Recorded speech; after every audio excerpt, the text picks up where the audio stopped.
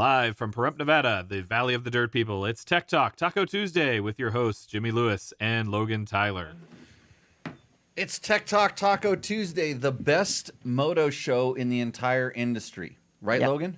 Yes. Okay, the reason I say that is because we answer your motorcycle and motorcycle product-related questions, unlike the other ones where all they do is talk about racing. We don't talk about racing. Sitting next to me is your co-host. It's Logan Tyler. He speaks occasionally when I need to have a drink of beer. Yep. And Matt over there.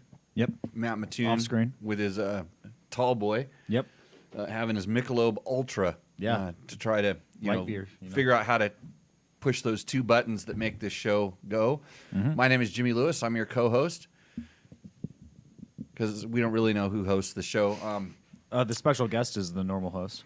So, Tech Talk Taco Tuesday and Strippers. That's the new name of the show. Yeah. Oh. We what? decided that last We week. decided, well, about a month ago. We're because we're trying to get ratings. And so if you have strippers in your show And the thumbnail. and the thumbnail and Yeah. all the other stuff, it makes the ratings go off.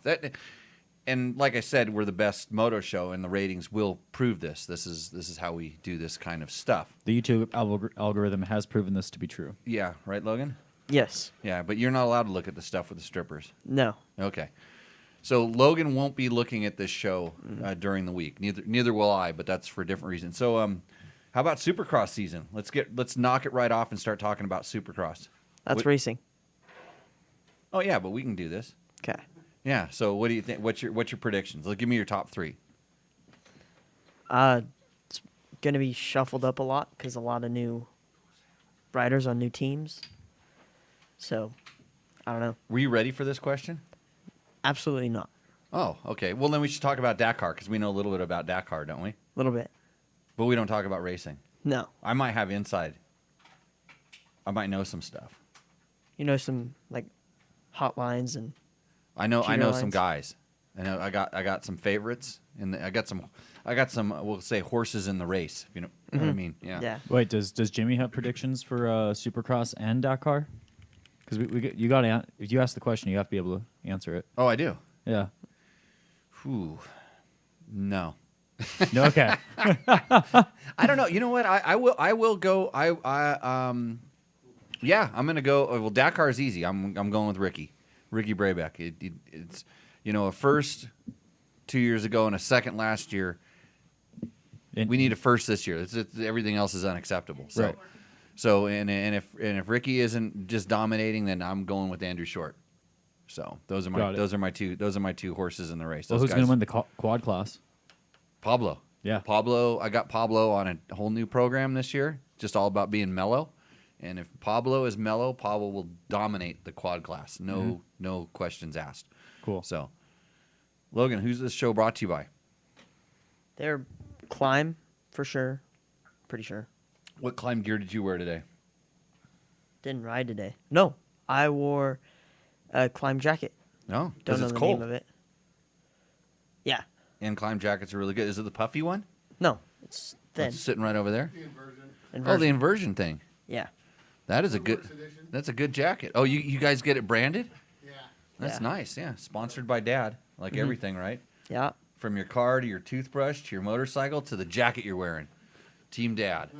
Yep. Okay, so I guess we're going to do some camera adjusting because, it's jacked up. You should have been here earlier to get this all set up.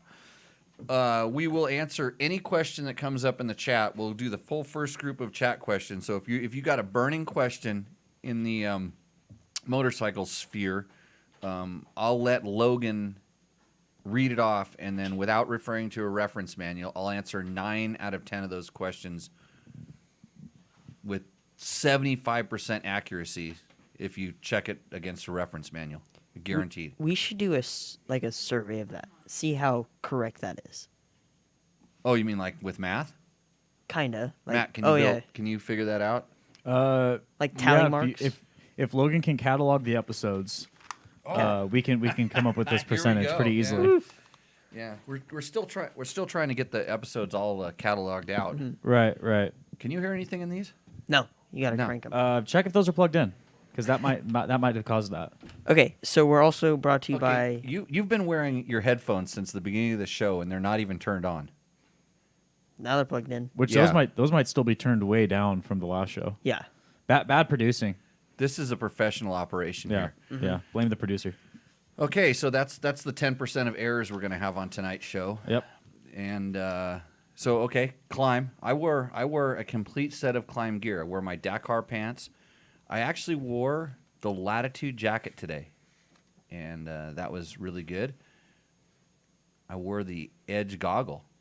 Mm-hmm. That's the one that has the magnetic lens because I'm testing some stuff, some different stuff. You know, Scott Goggles also sponsors this podcast. Yeah. I usually wear the Scotts, but today I was wearing something different because you don't know what's good if you don't try other stuff. And that's why I can answer 9 out of 10 questions with 70% accuracy, Logan. Next, DDC, Trail Tech, Bulletproof Designs. I had DDC sprockets on, and I rode. Get ready for it. Rode the mighty Husaberg 570. Yep. Everybody, yeah. Hold the applause. It was a good day. The sand washes will never be the same. They basically. I built berms in those sand washes with one pass that would ordinarily take like a whole desert race to go through and turn up that much dirt. Right, Heather? Yes. And coming on the show later on tonight, my beautiful wife, Heather Lewis, to tell you all how awesome I am. Right? Oh, do I have to? Yeah, you have to come on the show. We'll talk about riding dirt bikes and racing. I don't race though. You used to. You know, I'll tell you how good my DDC sprocket was, because the Husaberg, I've not seen this that often. I have seen it. The thing has so much power, it actually wore the O-rings off the chain. I don't think it wore them. I think it scared them, because it used to be an O-ring chain, and now, like I would say, about half of the O-rings are literally missing from that chain. And so they just got scared and said, "I'm not hanging out here. This is a heavy load to be handling." Oh yeah. Then we have Yamaha.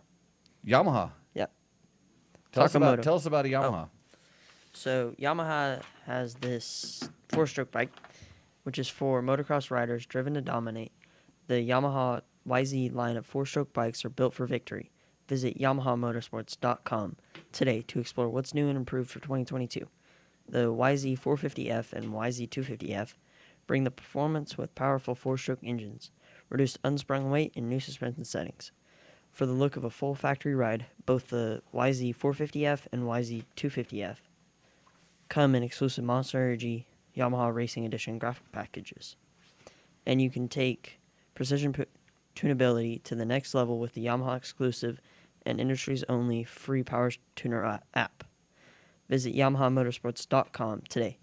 Find your Yamaha YZ and enter Victory Zone. So on the next show, you will be doing your own version of that read. You're not going to get to read it. You've just got to get all the bullet points and put them into your own words. Oh boy. Yeah. Like build a new one or Yeah, you're Read it. just going to stare at the camera and you're going to say everything you said right there. All those facts, whatever they are, you're going to spit those out to the camera like you mean it too. Because you threw a little emphasis in there. It's getting better. I wonder how many people are actually trying to scroll through this show to figure out when are the ads coming, because I want to skip them. But we're gonna deliver the ads in ways that you can't even imagine, right? Like next week, you're gonna want to tune in next week because Logan's gonna make his own ad for Yamaha 4-strokes. I'll handle the two. I'll might handle be the the last He should one, make his own but- commercial for it too. we could do a commercial. Well, Yeah. we're gonna. Trevor needs to come out here, and Trevor is in possession of the YZ125. So we will. Trevor needs to come out here. Yes. I will make the YZ125 commercial. It'll kind of be a version of "I've got you in my pocket." That bell's like a magnet because you just want me to say Husaberg, right? Yeah. Yeah. You just start throwing your phone at it. I'll make the YZ125 commercial, and then you work on that YZ 4-stroke thing. And next, what's the next sponsor? Takamoto. Takamoto. Hey, Taco Moto, the entire Taco Moto family would like to sincerely wish you and yours a Merry Christmas, even though that was a couple days ago.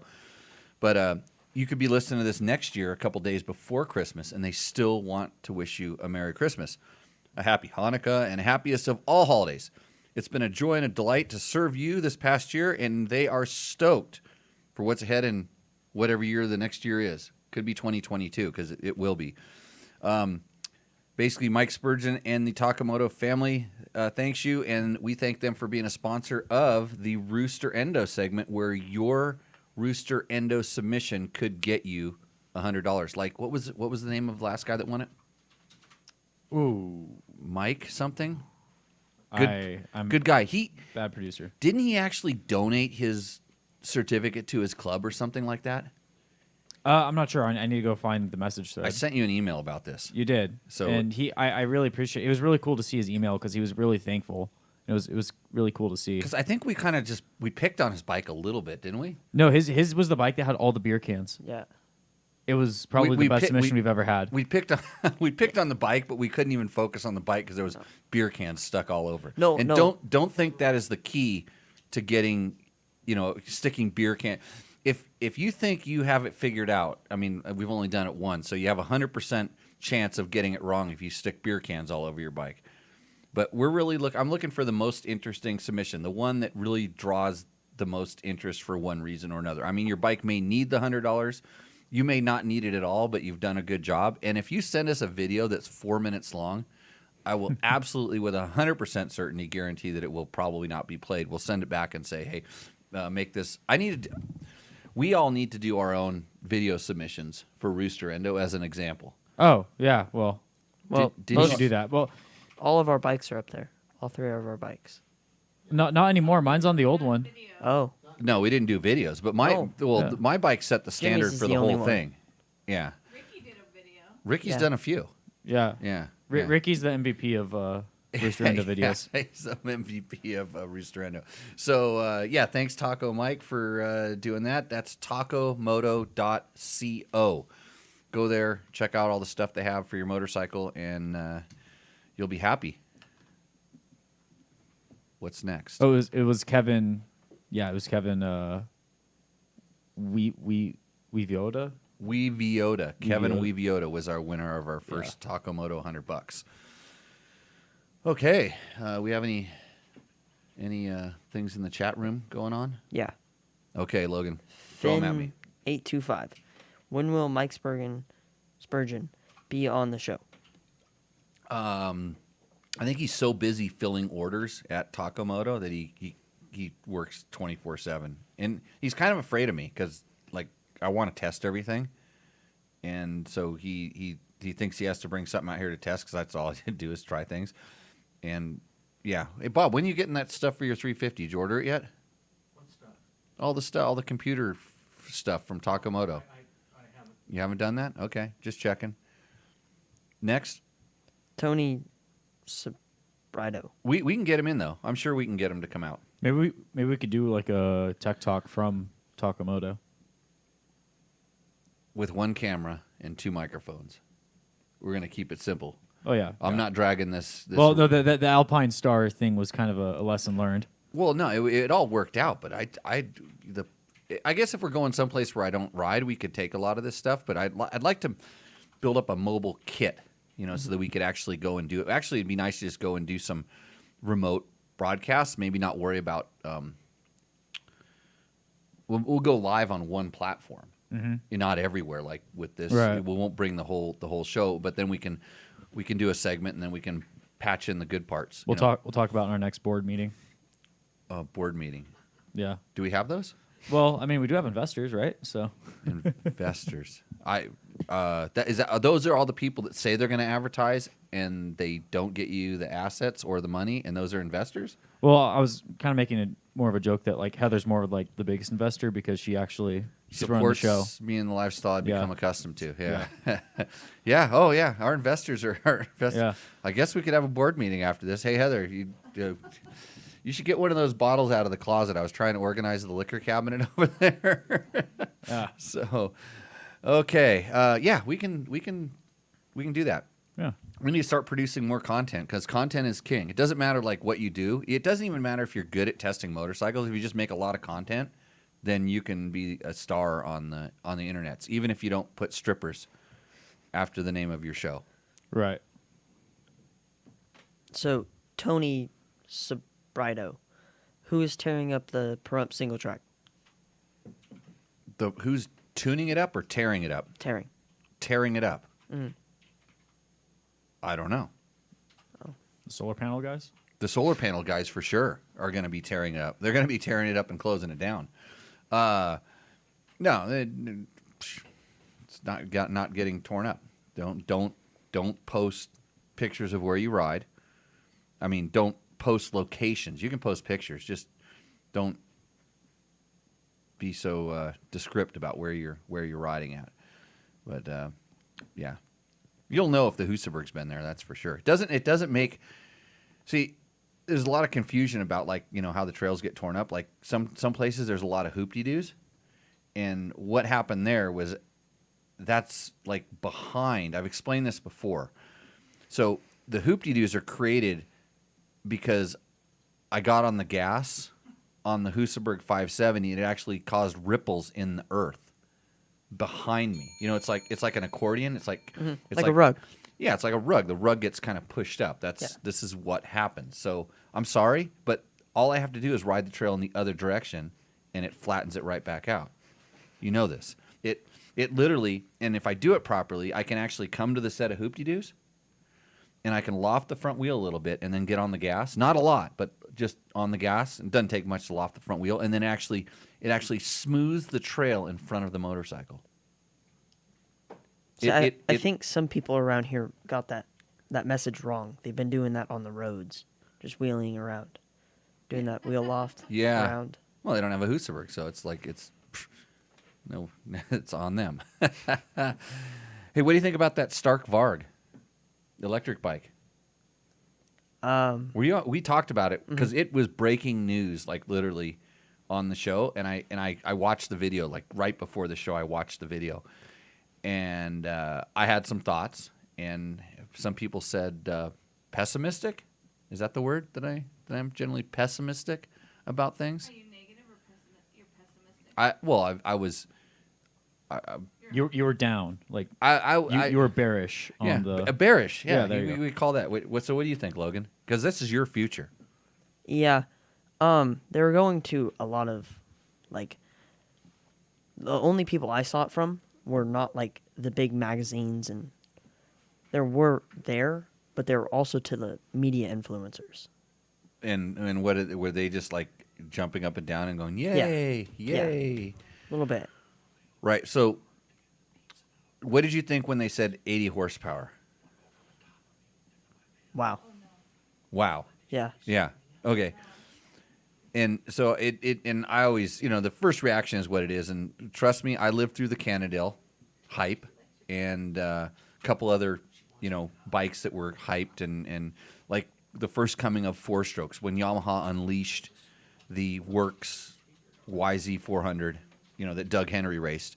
And certain things when a big company, Yamaha is a big company, KTM is a big company, companies like this, and they decide to go off in a direction. Honda has shown an electric bike, but they were very particular about how they called it, and they didn't. They said this thing that we've been testing, we've been playing with, fits in the 250F class. They didn't go 45 horsepower, which would have been a lot at the time for a 250F, and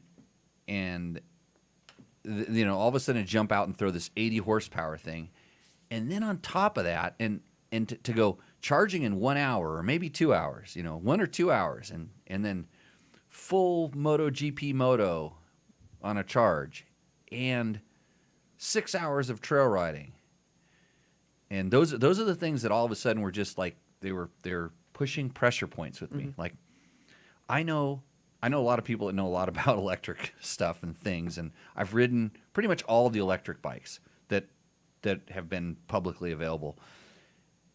And those claims are out there, not unobtainable, possibly some of the stuff can be done on a one-off basis. Like I think you can have 80 horsepower. I think you can do this. But it wouldn't be in the same bike that you can, like with a couple pushes of a button, get it to charge up in 1 hour. Like those, it's you got to think of electricity like a garden hose, and how much can you fill? How fast can you put water through it to fill up the tank? And this is the charging and discharging, and so it's I don't know, a lot of, and then the other one was released in November of 2022. And then everybody sent their $100 in. And I heard the response was amazing. There's a lot of $100 that went to this company. So I don't doubt that they can release a bike and produce a few of them, maybe 100 or so, by November of 2022. To fill the orders that they got after they released that video, good luck. Yeah. And to actually have the bike that's performing to the level that they want. So I listened to some interviews with Sebastian Tortelli, who's one of the test riders. I listened to Josh Hill talk about it on a couple different things because I'm interested. Mm-hmm. I mean, and don't say I'm poo-poo electric. I like the idea of electric. I think it has some really good uses. And when you listen to Sebastian in particular talk about it, the closures that they have over in Europe, the difficulty they have getting to be able to use tracks, there's going to be a need for some quote silent fun, or some low decibel fun. This bike can be awesome at that, and you saw it in a form that both of them kind of said you were seeing what they were told was 60% of the performance. Like they were only able to ride it 60%. Because it's all prototype stuff. It isn't the complete engine. They obviously have some really neat technology that, it's new front end technology in their motor. They're doing the battery a little bit different. Although I think that's where the issue is. The battery technology is advancing so quickly, and some of those battery technologies are either difficult to obtain or not totally proven or developed in these kind of things. I mean, to get 80 horsepower, they're going to have to be pushing the limits of that battery and the controller and the engine controller as well. So I think overall, but the other good thing I heard from these guys was, well, especially Sebastian, he had ridden the Alta quite a bit, and the Alta had some very serious handling flaws. You can read about it on Dirt Bike Test. When we tested it, I felt it, and so did Scott Hoffman when we rode it. I mean, this bike was designed by someone who was trying to wrap a chassis around a battery and an engine first, and didn't really think about the handling. And the way that they hooked the swing arm to the chassis caused it to do some very not good things. It reminded me of I'm trying to think of of a bike that did that kind of weird stuff. A Husky with the big center frame did some of it, and the RM 370 that I had did some of this. Like it just wound itself up and you didn't know where it was going to go. So the fact that they identified this with that bike and then said, hey, this Stark works really good, and they're saying all the right things when they say, hey, it doesn't have the wind up or the inertia that you feel when a motor revs up, especially a bigger 4-stroke. And so it's that's my thoughts on it right now. I mean, I'd love to ride one. And you can say and show all the videos you want, but until I ride one, I can't really tell you how it works. And if they can by a push of a button, and nobody needs 80 horsepower, by the way. Nobody needs 80 horsepower. I think that gives the 570 run for its money. Well, yeah, that 570 doesn't put out 80 horsepower. Oh yeah, it puts out an amazing amount of torque for a single cylinder 4-stroke, but right. It's not 80 horsepower. And anybody that thinks they can put 80 horsepower through a normal motocross, a current generation motocross tire, is fooling themselves. Like right. if you actually got 80 horsepower, it's where it's putting 30 horsepower down before it gets to 80 horsepower. That's the important part of that power curve. FYI, everybody that's trying to get 80 horsepower. So just because I want to, the chat's making some excellent points actually. Right. I think we have smart. Wait, people our in chat is making Yeah. excellent points. So I'm kind of jumping ahead Where's on what's Victor? on that list, but there in the YouTube chat, there's a lot of talk going around about hybrid bikes. Apparently, John Jackson is saying that Kawasaki actually has some coming out in the next few years. They have some patents on a hydrogen. I don't know exactly what it. I didn't research that right before the show, but they have a hydrogen fuel cell Okay. that will produce electricity. So I don't think it's an. Is it an internal combustion or is it a fuel cell? I'm trying to remember. I remember looking at the drawings. It's one or the other. Yeah. It's not there. So there's hydrogen powered internal combustion engines. Right. I actually saw. I'm just laughing because I saw how they're going to charge the Audis that are racing in Dakar this year. There's Audi's has a, I want to call it a PHEV, electric vehicle, and so it has a motor, but it also has a battery, and they're gonna charge it with big giant diesel generators. And I've seen this on other events where they have electric cars in remote locations. It's when they first started making gasoline powered cars, like the question wasn't like, is this going to be any good? It's like, where do I get fuel for this thing? You know, you could always stop and have your horse eat hay off the side of the road. But how are you gonna, And so this is something that will come. I mean, all this stuff will work. So yeah, Bob is raising his hand in the peanut gallery. Where they ran the Alta, and The- I forgot the kid's name that was riding it. Where they rode the Alta? Alta at Erzberg. Erzberg. Oh, he didn't go very far. Right, he didn't make it to the first check Yeah, before he ran out of yeah. The Alta did not. I mean, we went on a 3-hour trail ride on one, and of course we were very careful about making sure we rode it uphill the whole time, for the most part, and then a lot of level. And then when the battery got down to a quarter, we came back down, so it wouldn't take nearly as much power. But we got like a 3-hour trail ride on it, and riding it in keeping up and riding with normal gas bikes, and it was actually pretty good, handling issues aside. And they weren't horrible, but it was noticeable. But so you could get 3 hours on it, where the gas bike still had another hour in it, net when we were all done.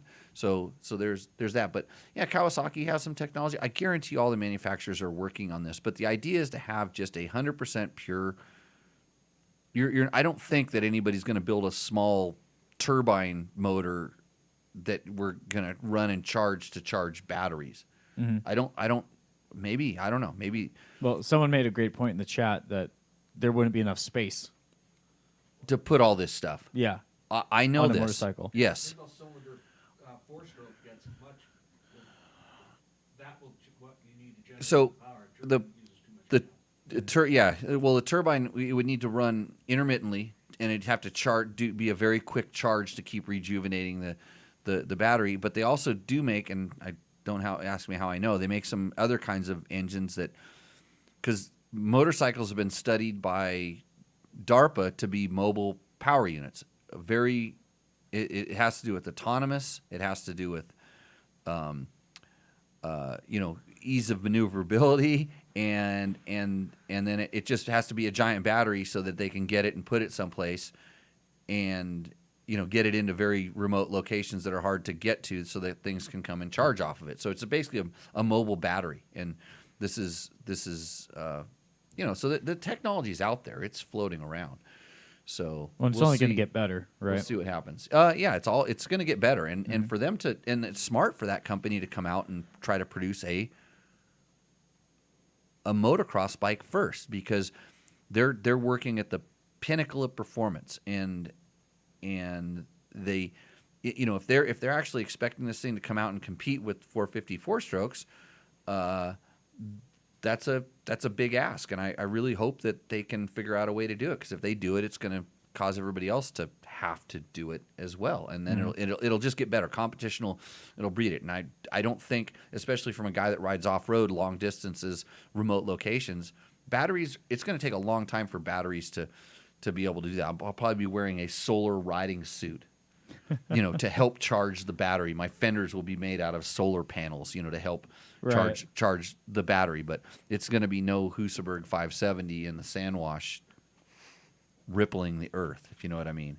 Right. And the other so the other thing that they did talk about is they talked about that with COVID closing a lot of stuff down.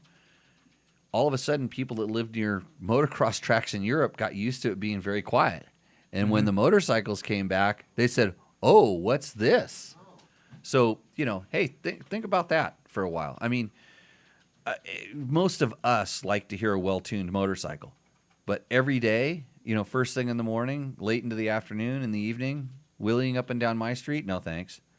But so if the Willy Boys got electric bikes, then I could care less what they do. Right.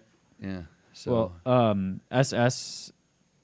Sorry, Logan. I'm not trying to steal your job, but SS. he said, doesn't want to talk. Oh. But SS said the real question is, will the bike still have the soul and give you the same adrenaline rush and enjoyment? Yes. It'll be different. It'll be different in that there's a very real sound and noise component to us when we ride. And I probably see it in, I want to say 70% of the people that I know that ride hear the power more than they feel the power. Like, and it's especially, when they go to take off, they won't trust the torque of the motorcycle. They have to hear it rev up. Heather was doing this today. She was like revving the bike up a little bit. I'm like, what are you doing? Because I know how much power a thing makes, and you didn't need to. You don't need this, but so as much as and I catch myself doing it too. Like sometimes when I'm riding a two-stroke, I don't really feel like I'm doing anything until that power valve opens up and that thing really kind of gets on the pipe. And in reality, if you just kind of feel what it's doing, feel how it pulls around the turn, and the TPI two-stroke is a perfect example of this. You don't need to be on the power valve. It's pulling really hard. It's doing as much as that tire will handle. And with electric, you get this, it doesn't make any noise. It kind of sings. It zzz, zzz, it makes this, and you start feeling how fast you're going. And they're not slow. I mean, they're, they've never been slow. It's how they tune the engine control to react to what you're doing with your throttle. And in the beginning, it was kind of awkward because it was bicycle people programming them. And now, even like on the KTM 50 that I rode, the KTM, they call it E5. Is that what they call the little thing? I think so. They did a really good job programming that throttle. So I remember you saying you thought those were the best electric bikes you've ever ridden. I'm still going with the O-Set as being the best electric. Currently, the O-Set is the best electric bike made. That KTM and the KTM brand, whether it's a Husky or a Gas, the E5 or whatever they call it, is a really good bike as an electric bike for what it's doing. We'll wait and see. We'll see how it goes. So, do we have any other stuff? Oh, there's more questions now. Logan, I cleared up that document. Yeah. So Super Motard. What do you all recommend for jersey/pants for trail riding? Climb Iron Thumb. climb Dakar. Iron Thumb. Are KTM bikes worth the extra cost compared to the Japanese bikes for Western Warrior rider? Are KTM's do they really cost more? I mean little as far bit. as well, yeah, so if you kind of look at the MSRPs, the KTM's have always been, maybe anywhere from $200 to $1,000 more expensive. So is that what we're talking about, do you think? Probably. And a lot of times when they're comparing them, they're comparing kind of and I just remember this. They're comparing the YZ for instance, they're comparing the YZ450 to a KTM XC. And now you have, of course, the Yamaha YZ450 FX, which would be a direct comparison to the KTM 450 XCF. So I think that if you know what you're, if you know what you want, like what type of bike you want, when we're talking about a $9,000, $10,000, $11,000, now they're getting up to 12 and 13. And I know the KTMs are going for a premium these days. There's an added, it seems like the dealers are getting a little bit above markup. I don't know I saw it in a truck sticker the other day. It was called a convenience fee or a market adjustment. Convenience fee. And so they just tack this on top. It's like, hey, this is worth this much more. The price is the price. That's what I always say. And I don't think so. Read the question back one more time because I've gone off the rails. But do I think they're worth? Are KTM bikes worth the extra cost compared to the Japanese bikes for a weekend warrior rider? I don't think there's an extra cost. I understand it, but to whether you're a weekend rider and you're looking at a Japanese bike versus a KTM, I mean, at that point, I don't think it matters as long as you're getting the right bike, and then you just decide what the price is. And now with the way things are going, dealers asking more for it. I think it's kind of a moot point. I think they're all worth what they're selling for. If that's is that and if you think they're selling for too much, go into the used market, and then you can get yourself a decent good deal on a bike. But I don't think the KTMs are that much more expensive. Maybe I'm just outside of the room. I know I'm paying a premium for them, buying them used, because I scratch them up as quickly as the next guy, and I don't need another new motorcycle. So they're all the same. My point to that question would be, what's the bike you recommend to anyone without knowing anything about them? KTM 500. There EXC. we go. Yeah. So Yeah. I don't know anything about you. I just say that. This show is brought to you by Yamaha. Experience performance and exhilarating power with the full line of Yamaha YZ 2-stroke bikes. Visit YamahaMotorsports.com to explore what's new in 2022. The revised YZ125 makes for the perfect step-up machine, featuring an all-new engine, revised 6-speed transmission, new brakes, suspension settings, improved rider ergonomics with new aggressive styling, and more. The YZ250 also delivers improved rider ergonomics, new front and rear brakes, updated suspension settings, and aggressive styling. For a truly race-inspired look, check out the YZ250 and YZ125 Monster Energy Yamaha Racing Editions. And for the next generation of riders, YZ65, YZ85, and YZ85 LW deliver big bike specs in a smaller package. Visit YamahaMotorsports.com to find your Yamaha YZ and enter the victory zone today. So, yeah, you could just get a YZ125. Mm-hmm. That'd be the best. Which, is Trevor going to bring that one here? Just asking for a friend. My friend Matt, you get that crankshaft back here. Right. And then I put it into the YZ250FX motor that Trevor needs. Yeah. And we'll just taunt him. Right. And there's no way that he's taking that without the... without bringing the 125. Without bringing the 125 and leaving it here. Next question. Finn825. Is the Kinder Parker DT still your go-to tire set for Western conditions? Heather, how big was the roost coming off the Husaberg today? I got hit in the face. Did you? No. Oh, it was pretty massive. That was a Like that chocolate lines. chocolate lines. That was the Kenda Parker DT, actually in wet and loamy sand wash conditions, which some people would say is out of that tire's zone, but that is such a good tire. Yes, I like them specifically for their braking performance. I think they're some of the best tires under the brakes. Run in the intermediate direction only, by the way. Do not run them in the hard direction. Yes, that's a great tire. I still love them. I vouch for them. Hey, and who Can you re-say that? The which direction to send them? Intermediate direction, not the hard direction. Oh wait, no. Okay, Did I I'm just glad. do it? Yeah. Logan, thank you. You've been going for 2 years, almost 2 years on always go hard direction. Always And hard. then- Sorry. Logan, it has been longer than 2 years that he's been going on about yeah. this. At least on this show, it's almost 2 years. And it's Give me a drink. My tall boy just died. Time for thank you. That's a good catch. No, hard direction. Yeah. I don't know why I was thinking because the conditions today you would think, oh, I need to be running intermediate, but no, hard direction. What's the guy's name? He stumped the professor right there. He made me make a Finn. mistake. Finn, send an email to Jimmy at Dirt Bike Test tomorrow and tell me you set this question. I'm going to give you a special gift. You'll be stoked. You will be really stoked. So Chris Real. Chris Real, Yeah. the real Chris Real. Mm-hmm. Okay.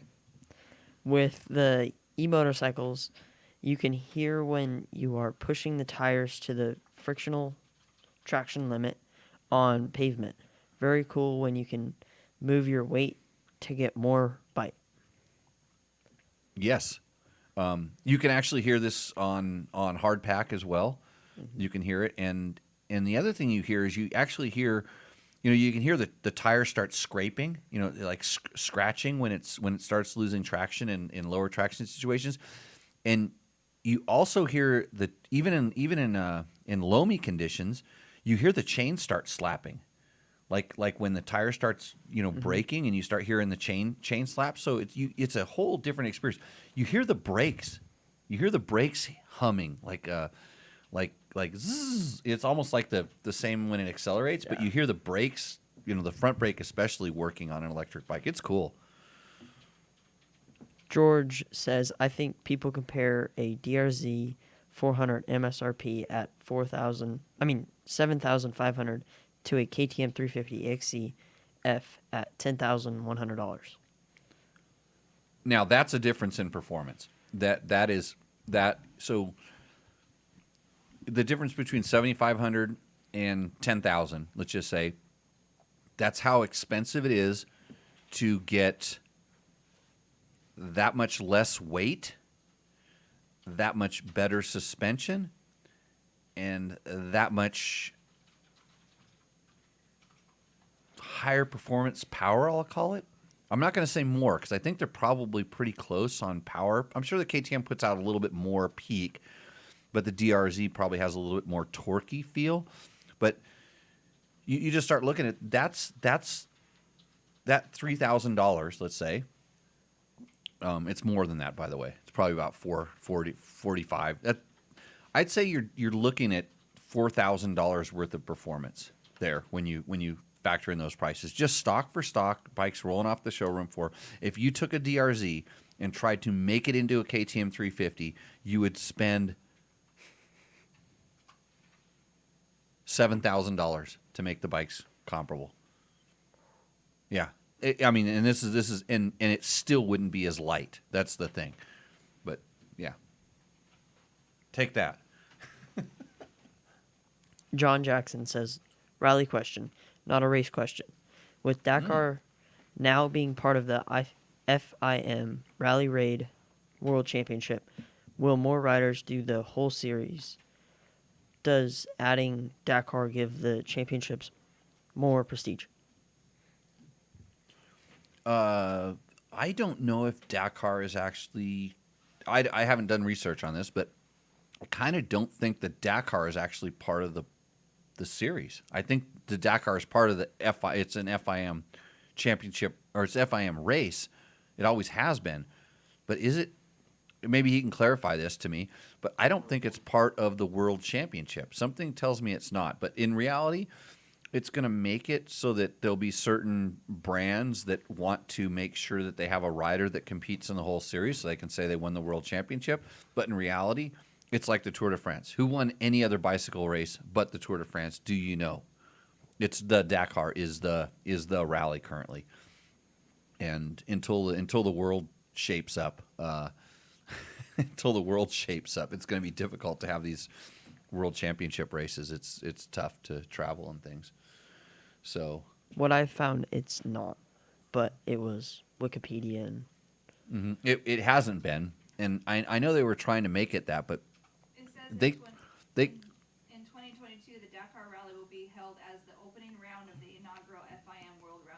The inaugural World Championship. Yeah. I thought it's been a World Championship for a lot of years. So we're getting a lot of different information here. You know what? I don't care. I just want to see one of the Americans And win. ASO, Dakar.com. ASO announced as the first ever FIM World Rally Raid Championship promoter Okay, so from Dakar.com. okay, well we'll work on that later. This is that 30% of facts that get completely screwed up, Logan. Yeah, the part where Google comes in. Google, we have to And rely on Google. 30 'cause- seconds of Googling. So and we've got it figured out. Why are they asking me then? Do I look like Google? What if I go like this? Would I be like Google? I think you get a couple more ratings. Oh, really? Okay, hold You on. sure you didn't have a tequila shot before this? No, I did. I for sure did. Oh, okay. Okay. That explains it. Next. I'm still trying to get through my lunch or dinner or whatever it is I'm trying to eat. Hey, we have an opening the box segment tonight. Yeah, we do. Yep. Stay tuned for Rooster Endo. It's going to come up after the commercial break. We'll bring Heather on to help with that one. She's not excited. And I think other than that, go ahead. Next. Tyrone is my name. Says, would it be blasphemy to convert a Husaberg 570 to a snow bike? No, that is potentially. I mean, all you need in a snow bike is massive excessive power. And so, yeah, that would not be blasphemy, because the good thing about a snow bike is you just disconnect the snow bike stuff and put your swing arm back on, and then you got a dirt bike again. It takes a little while, but it's not blasphemy unless you blow it up. But if you do blow it up, just call me, because I'll buy it real cheap. Actually, somebody had a question on one of the forums that on I think it was on the EXC. It was XCF Performance Talk. This guy posted up, and I just happened to be on the World Wide Webs at that time. And, you know, since it said Husaberg 570, like my feelers are up, the radars. And he was having a problem with, like, intermittent stalling. Basically, he said anytime he pulled the clutch in, or not anytime, but just randomly when he pulled the clutch in and stopped, it would just stall. And his question said, what would cause this? And he said, just FYI, he recently had it rebuilt, and he had his TPS adjusted.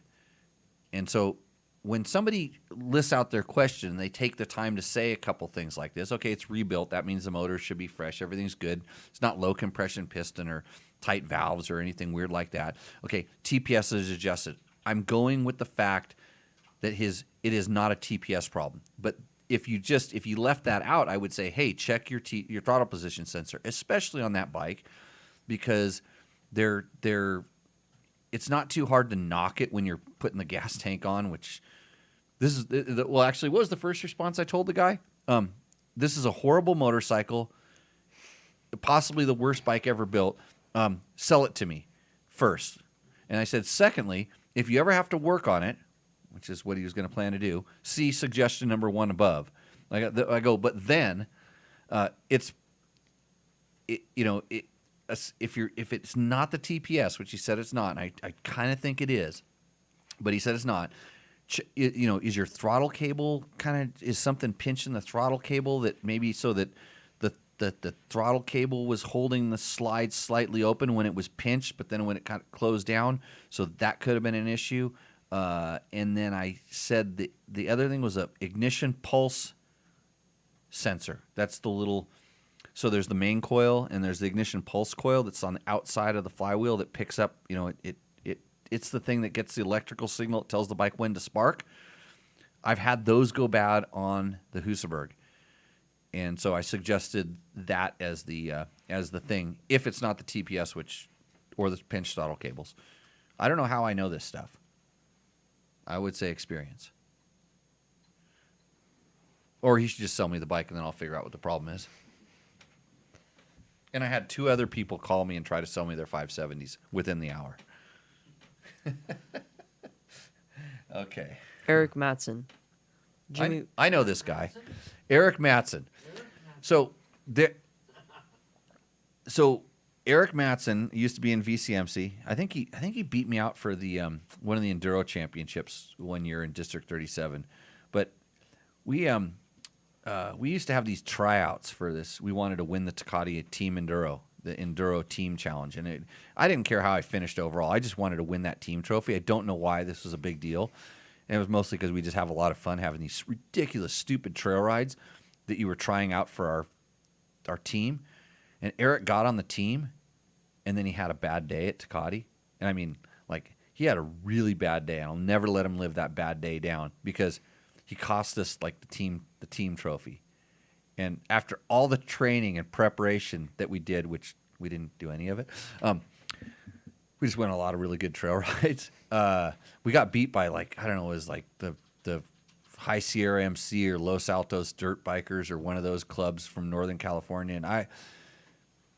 And Eric, okay, go ahead. What's the question? I thought we didn't talk about racing. No, but it involves me. Oh, right. I forgot about that rule. Yeah. Jimmy, what do you think of plastic skid plates, or are aluminum plates better for a 2017 CRF 450R? It doesn't matter the bike. My question is kind of universal on this.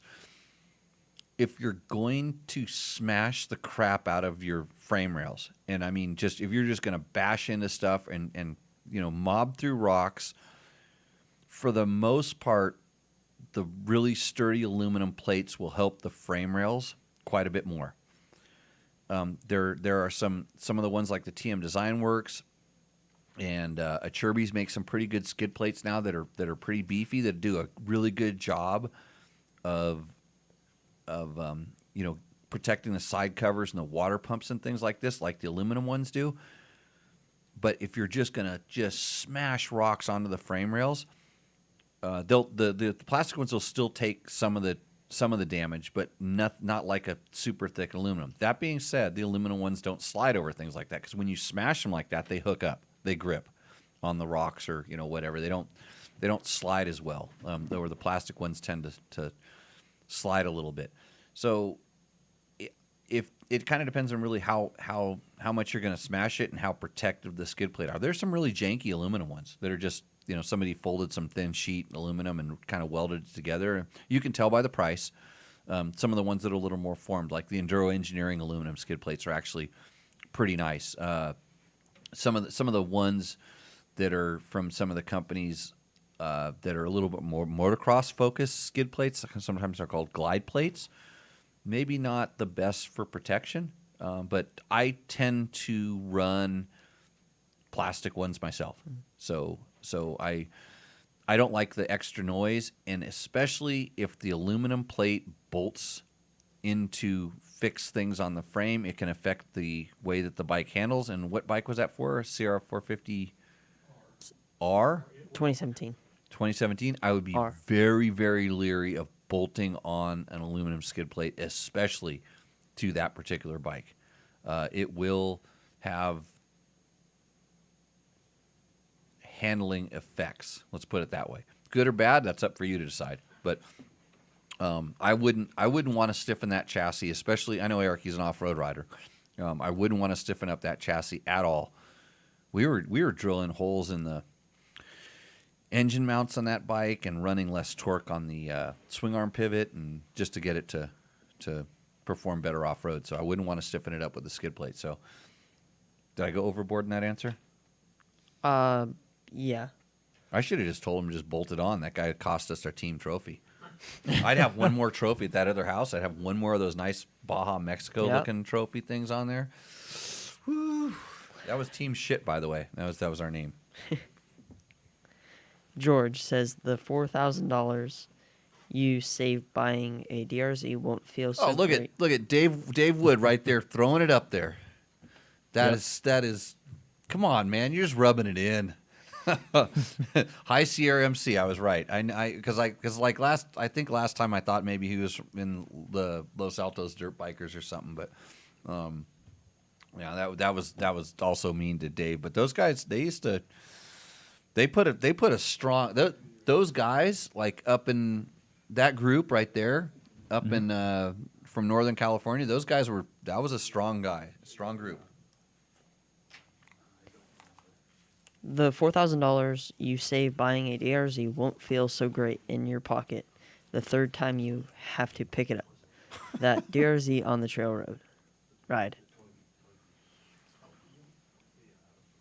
$4,000 always feels good in your pocket. Yeah. Yeah. Yep. Next. Rick Liberson. Adding studs to a set of tires for winter riding. Costs, is it worth the money or in time? Ooh.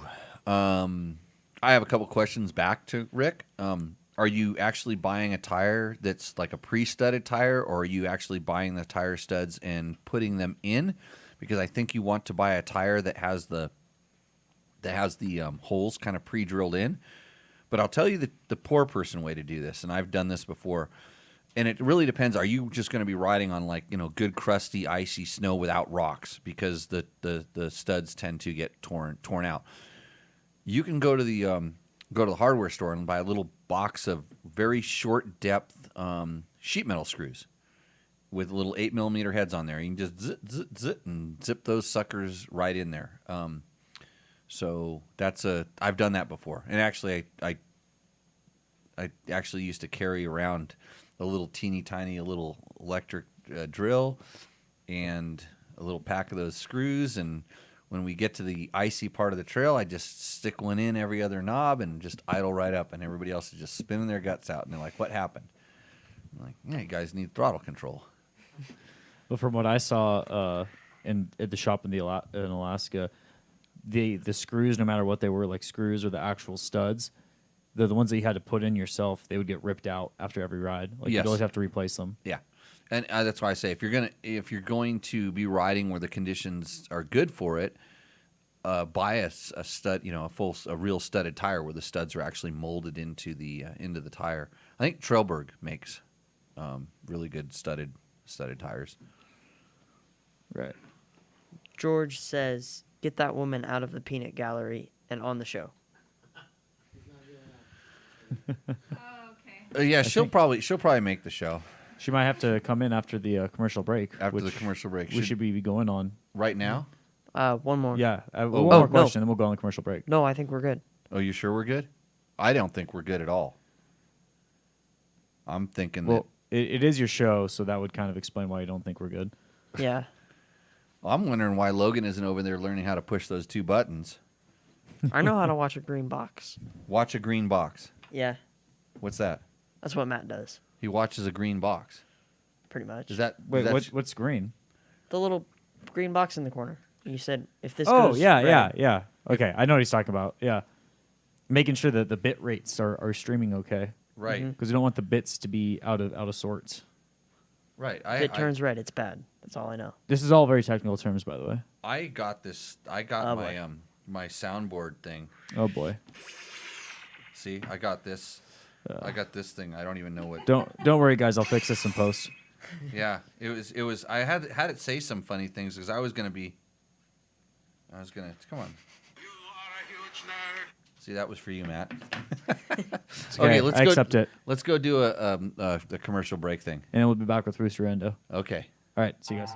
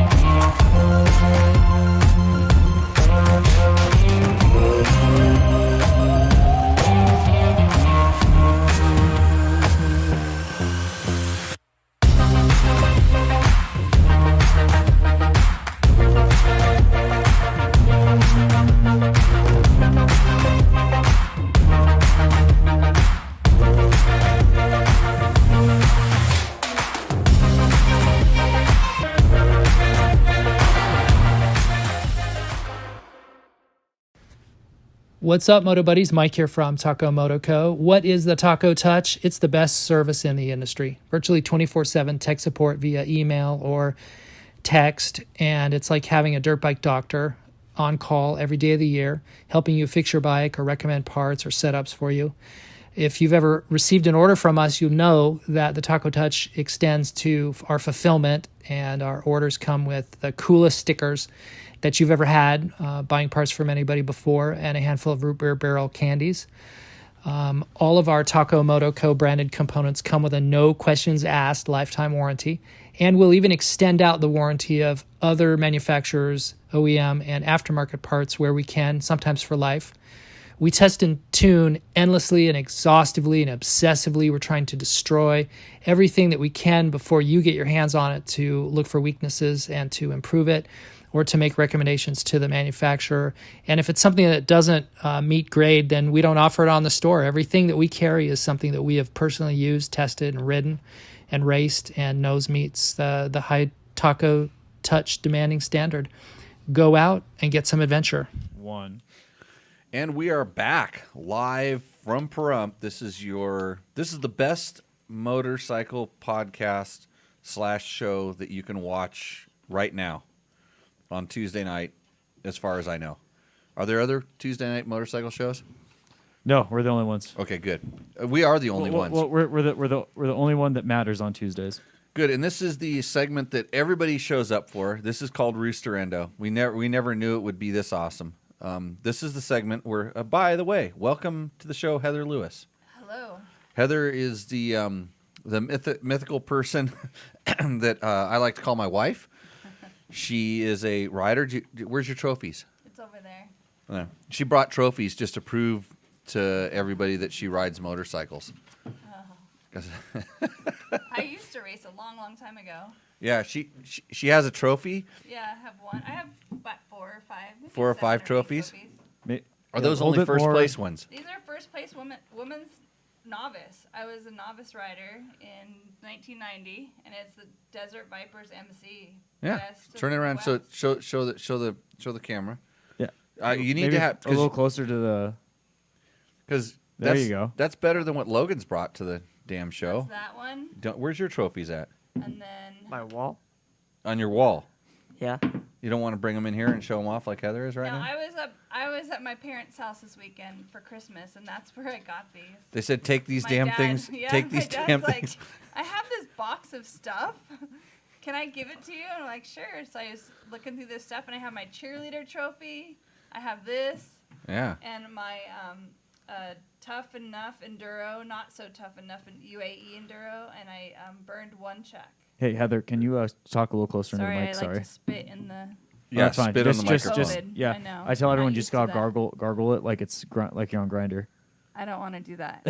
Well, you're not No, on you Grindr. just gotta be close to it. Is what I'm. I I hope mean you're by not it. on Yeah. Grinder. You haven't been messaging me on Grinder, have you? No, Okay, good. just Otis. Otis. Otis is my boyfriend when I'm not with Jimmy. Jeez. Wrong show, Heather. Wrong Just show. kidding.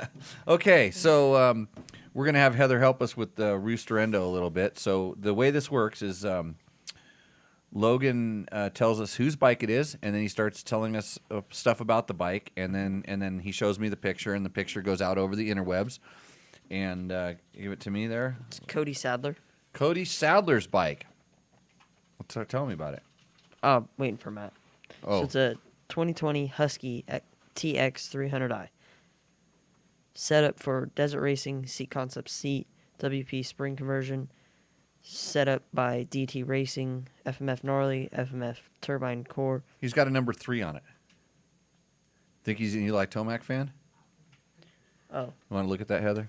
You can start looking at that bike. A Cherubies plastic and tank, modified machine works, dry brake cap, steg pegs, Kenda tires, SRT mooses, Amy grips, SXS handguards, E-line pipe guard, BPD radiator guards and shark fin, ARC levers. Okay, I'm disappointed with the lighting in that photo, Heather. Yeah, it's a little backlit. It's like too backlit. He didn't expose for the bike. It's Right. okay. There's really I was looking for a little more mood, and I'm noticing some dust in the front, and then the background, the foreground is like a little bit kind of too much in focus. You should have blown that out a little bit, don't you think? It's not a problem. It's not a problem? It's okay. It'll live. Come on, when are you going to say it's just a photo of a dirt bike? Who cares? It is a photo. It's not orange. Blue, Heather. It's blue. Blue. Wait, No. wait, It's I know. Okay, I think motorcycles come in how many colors? Blue, 6, 7. orange, green, yellow, red, white.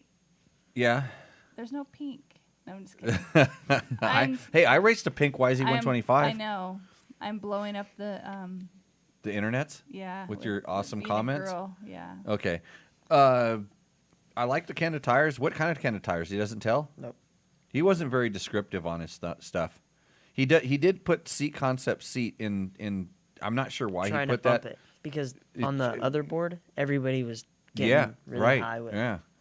Well, the stay stake tuned. pegs, Stay though. tuned. Stay tuned. Stay tuned. We're still It might The you might stake get a bump pegs. again. I don't know about that. Oh, Maybe you know he rides uphill a lot.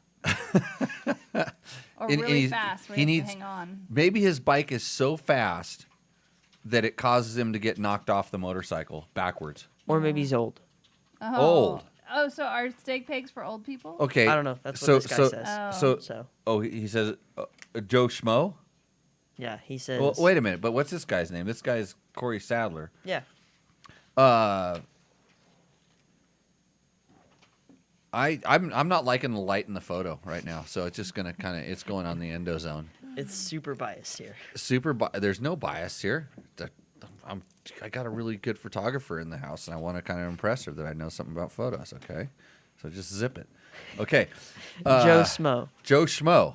That's a Two- good name. 2014 KTM 200 XCW. Ooh. Set up for woods and hard enduro.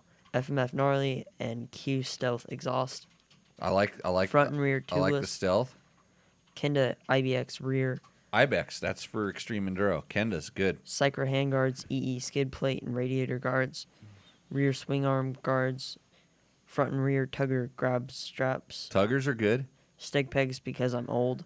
Oh, wait a minute. Now I'm understanding the steg pegs. Yeah. Am I old enough for steg pegs, Logan? Not like skill old. Not skill old. Yeah. But if I get weak, should I start getting steg pegs to hold me on the Or if motorcycle? your form's out of No. whack. If my form's out of whack, maybe I need more throttle control. Maybe I need to anticipate what I'm doing with that right wrist. Yeah. Yeah, lean forward a little bit. Front pack and tool snacks and first aid. Polysport case guard. Rear rotor guard and no front rotor guard because Jimmy hates them. Favorite mod is black plastics because all my buddies ride orange or blue. Bonus points for my Does he ride with TRZ girls? having Because orange or blue. If he should have said all of his buddies, ride KTM's and Yamahas, but he's maybe he rides. I like everything about this bike. I'm not gonna kid. I was gonna say the same. I like the dark black plastic. I like the Hey, the the dents only- in the pipe, which means that he rides. He rides like you. Yeah. His bike tends to Probably falls over on rocks. Here, put that up in the roost category. I like it. The only thing that thing is missing is a Trail Tech fan and Trail Tech kickstand. Those are two things. Wasn't Trail Tech a sponsor of the show? Yeah, they are. We didn't Yeah. talk about them. maybe in the next board meeting we'll teach you what all of your sponsors are. Yeah, we'll teach. They're sponsors of everybody at the show. Hey, support the companies that support this show because that's how we're here. That's how we're brought to you by. Well, this And segment is brought to you by Taco Moto. it is, and somebody is going to walk away with a $100 Takamoto gift certificate to make their bike more awesome. And right now- Tacomoto.co. Yeah. Jeremy Giddis. Jeremy New Geddes. 2022 KTM 500 with all Toco Moto and Moto-minded lighting and tail. Ordered some orange bling for Matt, blow that thing up. Is that a shark Yeah. graphics? It's like the the old World War that's II pretty fighter cool. planes. Yeah. That's what that I is. like that. I really do. That's the only thing I care about on that bike right now. This kind of looks like a Chris, like Rottweiler. like Rottweiler. Would yeah, have- like he made this bike or something. It's like Sano. Oh no, it's No, not. It's not. Ford. It's not Rottweiler. It's not Santa. Rottweiler. Yeah, very true. But it's this clean. guy. It's This guy. clean. That's a clean graphic package. Like who? What? And the Keep bike going. looks Get clean, down to too. where the graphics are. Okay, from Takamoto. Next is Smog and Uncork with ECU. Save me some money. Also have new tank and orange get going on next week. He doesn't talk anything about the graphics. No. Endo. Well, Aw. Dude, that's the best part of this bike, and he didn't even talk about it. well, this isn't the first one with shark stuff. Oh, we have a shark theme this week No, not this week, but No, before. there's on been- Rendo. in general. Yeah. But that has the best color scheme. This is though, the for best. The shark. This is the Yeah. best looking shark graphic I've seen. I want to know who makes that. Dude, if my Husaberg had that on it, like it'd be You'd the like be making waves. you call it the berm shark. It'd just be the Berm gnarliest, shark. the gnarliest berm shark ever. Oh yeah, and come back at us with it. We'll readjust the position on this if we can find out where those graphics. If you design those, because I haven't seen those anyplace before. Not that I look for graphics a lot, because I don't really care what my bike looks like when I ride it. You have to look at it, not me. So, yeah. My bike resembles that also. What? You look at it, not me. Do you throw it on the rocks all the time? I don't throw it there. I don't purposely land there, but it happens. It happens, okay. Yeah. Because Dad hasn't bought you new graphics. He says those are a waste of his money. I also don't ask for them. Okay, that's good. Some kids, that's all they want is graphics. They just they're all about the looks. Okay, next bike. Kyle Klinghammer. Wait, Best name. Hammer. Yeah. Best name, by the way. Klinkhammer. Yeah. Kyle Klinkhammer. That's a good name, I guess. Is it Klink a good thing? I don't know. It's just Klinkhammer. I don't know. That just sounds cool to me. Yeah. Like Mr. Klinkhammer. 2017 FE 501. Heather, for 501. Mods include that's a white one. Yeah, white and yellow and blue. Yeah, Pretty. it's pretty. Okay. FMF 4.1 and Vortex ECU with map switch. Baja Designs XL80 fastway linkage. Moto-minded dash. C concepts for comfort. X-Trig for easy preload adjustment. Scott's dampener paired with a BRP mount.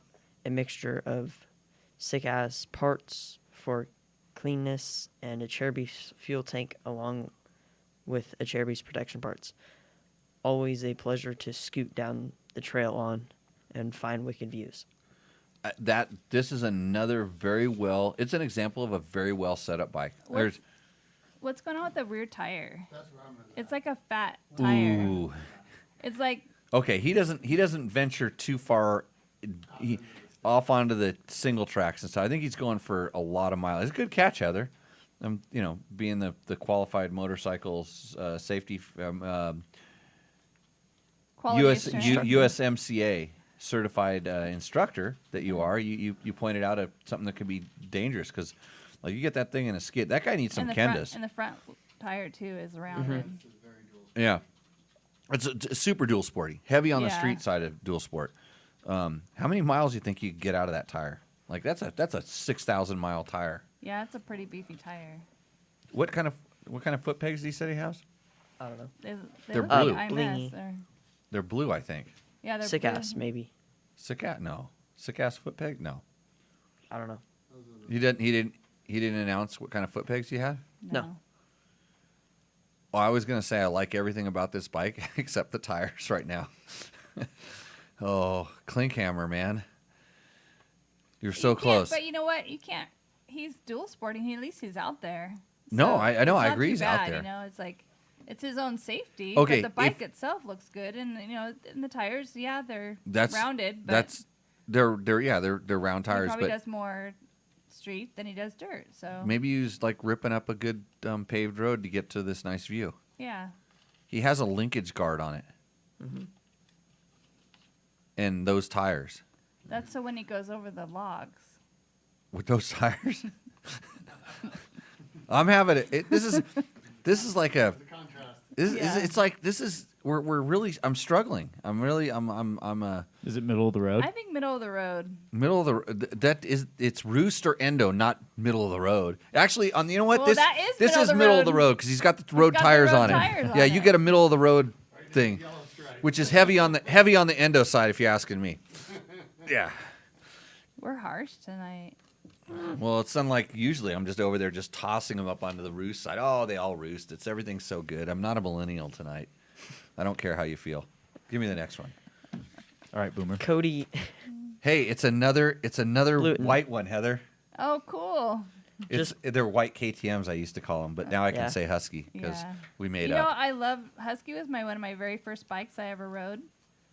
Husky 250. I was 14 years old. And I had to use the crate. If you didn't have a Husky 250, I probably wouldn't have talked to you. I know. Yeah, that's how much it was a pivotal bike in our relationship. I looked at her and I said, "Little girl." Left-hand kickstart. Yeah. I had to use a milk crate to start it because it was so tall.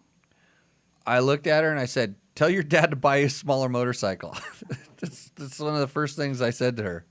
It was a hand-me-down. That was right after I said, a few years earlier, "Here, little girl, want some stickers?" Hey, if you're looking for ways to pick up on girls out and at the motorcycle races, take it from old Jimmy here. You got that, Logan? Did you use Yeah. those lines on your chicks yet? no, not yet. Just I- learning them.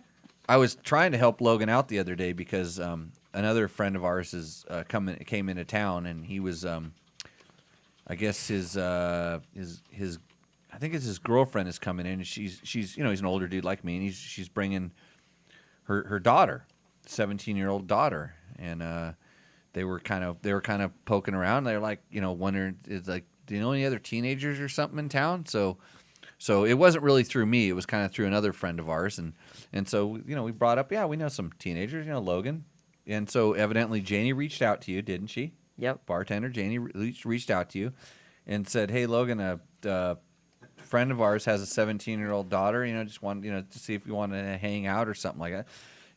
It's not like you're getting married. It's not like we're in a country where we're arranging a marriage. It was just like you want to hang out, and you ghosted Janie. You didn't get back to her on I'm this. the last one I did because I didn't know anybody. You didn't know anybody. Oh. You can't hang out with a 17-year-old chick. So what did I suggest you sent? What did I suggest you should have sent back? Let's pull up The this evidence? word for word. Oh no. Word for word what this is. Oh, we're This is, like I said, hey, little girl, you want some stickers? Tell your dad to buy you a new motorcycle. And what's the third best pickup line for young motorcycle riding dudes? Wrong. Okay. He's- He says, where'd he go? I'll tell you what I said. I remember. see. I thought we were supposed to still be talking. Yeah. He wants to read it because he doesn't want to get it wrong. Oh, it's with. Okay, there. I sent Okay. it to your dad too, by the way. So it says, Logan, I hate to pry into your social life, but why did you not respond with, can you send nudes? What?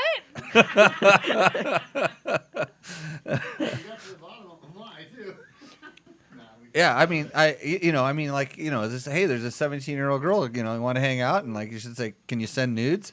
Oh my god. I mean, Jimmy. he's underage, he can say it, and whatever. So okay, yeah, I think our legal department is going to recommend not to send that. we're gonna have that discussion at the board meeting too. Yeah. Yes. Okay, let's get back to this damn A lot of motorcycle. topics. I know about motorcycles. He just purchased it. It's 21501. How did it get an FMF pipe and muffler if you just purchased it? Probably was told to get it. Oh, okay. Tacomoto.co. Full titanium FMF with 4.1. Full titanium. Yeah. What was the name on this one again? Cody Bulletin. Okay. Wait, Bulletin. Cody Bolton. Butlin. No two T's, but Oh. don't know. Bootlin. no two O's. Boot. Butt. Bootlin. Butlin. Butlin. Butland. Butlin. Vortex computer just installed Cyclops headlight, LED turns signal indicator, Takamoto rear delete LED rear lights, brake light rapid flasher, Scott dampener installed this weekend. On order is a Supermoto setup, all black everything, including kickstand, sliders, and wheels. Man, this thing is eating up my wallet. He sounds like he's begging for a $100 gift certificate. A little bit. Is that the last one? Yeah. That's it. I thought we had a lot more.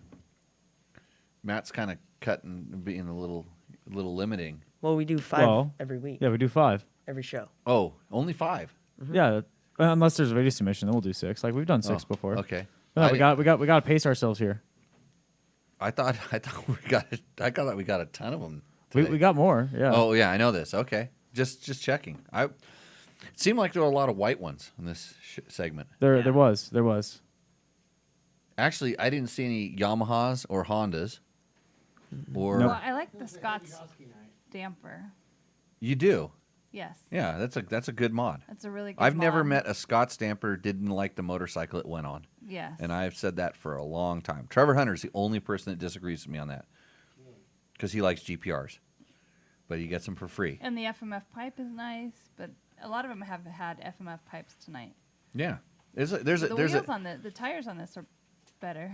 well, but he's getting Supermoto wheels, and when he Okay, said that, then he's gonna make it, and then he's gonna like Supermoto it. I was looking at the bike and I was kind of like, that's like this, and then he said Supermoto. I went "Meow," like that. It's like that's a different. No, it's just not a dirt bike. Like it.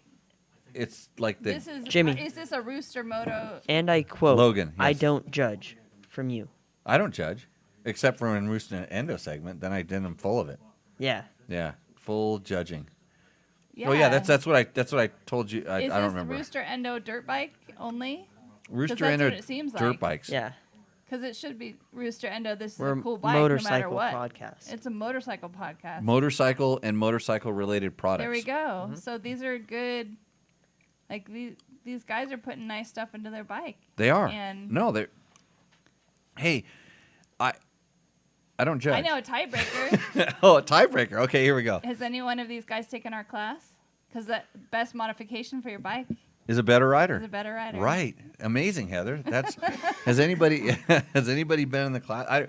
I can't remember anybody's name. Do you remember Only any other one names? person has said it in their thing, and that Okay. was I wrote it in someone's thing. You added it. Yeah. Oh, because you remembered. No, it was him.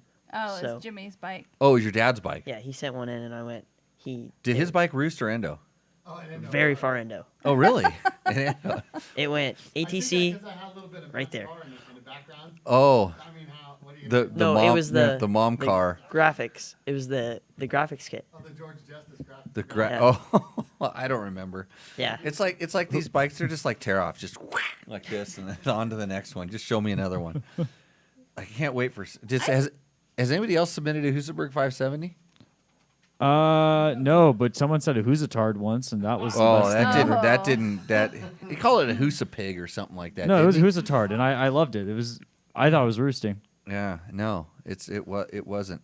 Sean Elliott says he's taking the class, and he's going to email you a picture. There we go. Which bike was his? I think he's submitted like a 690 before. Yeah. Oh, Yeah. not Well, tonight. Joe Schmo, The Joe Schmo bike I like, but he has I a lot of stuff. Like he had no gra- the the rear tugger grab straps. I mean, That's- that guy.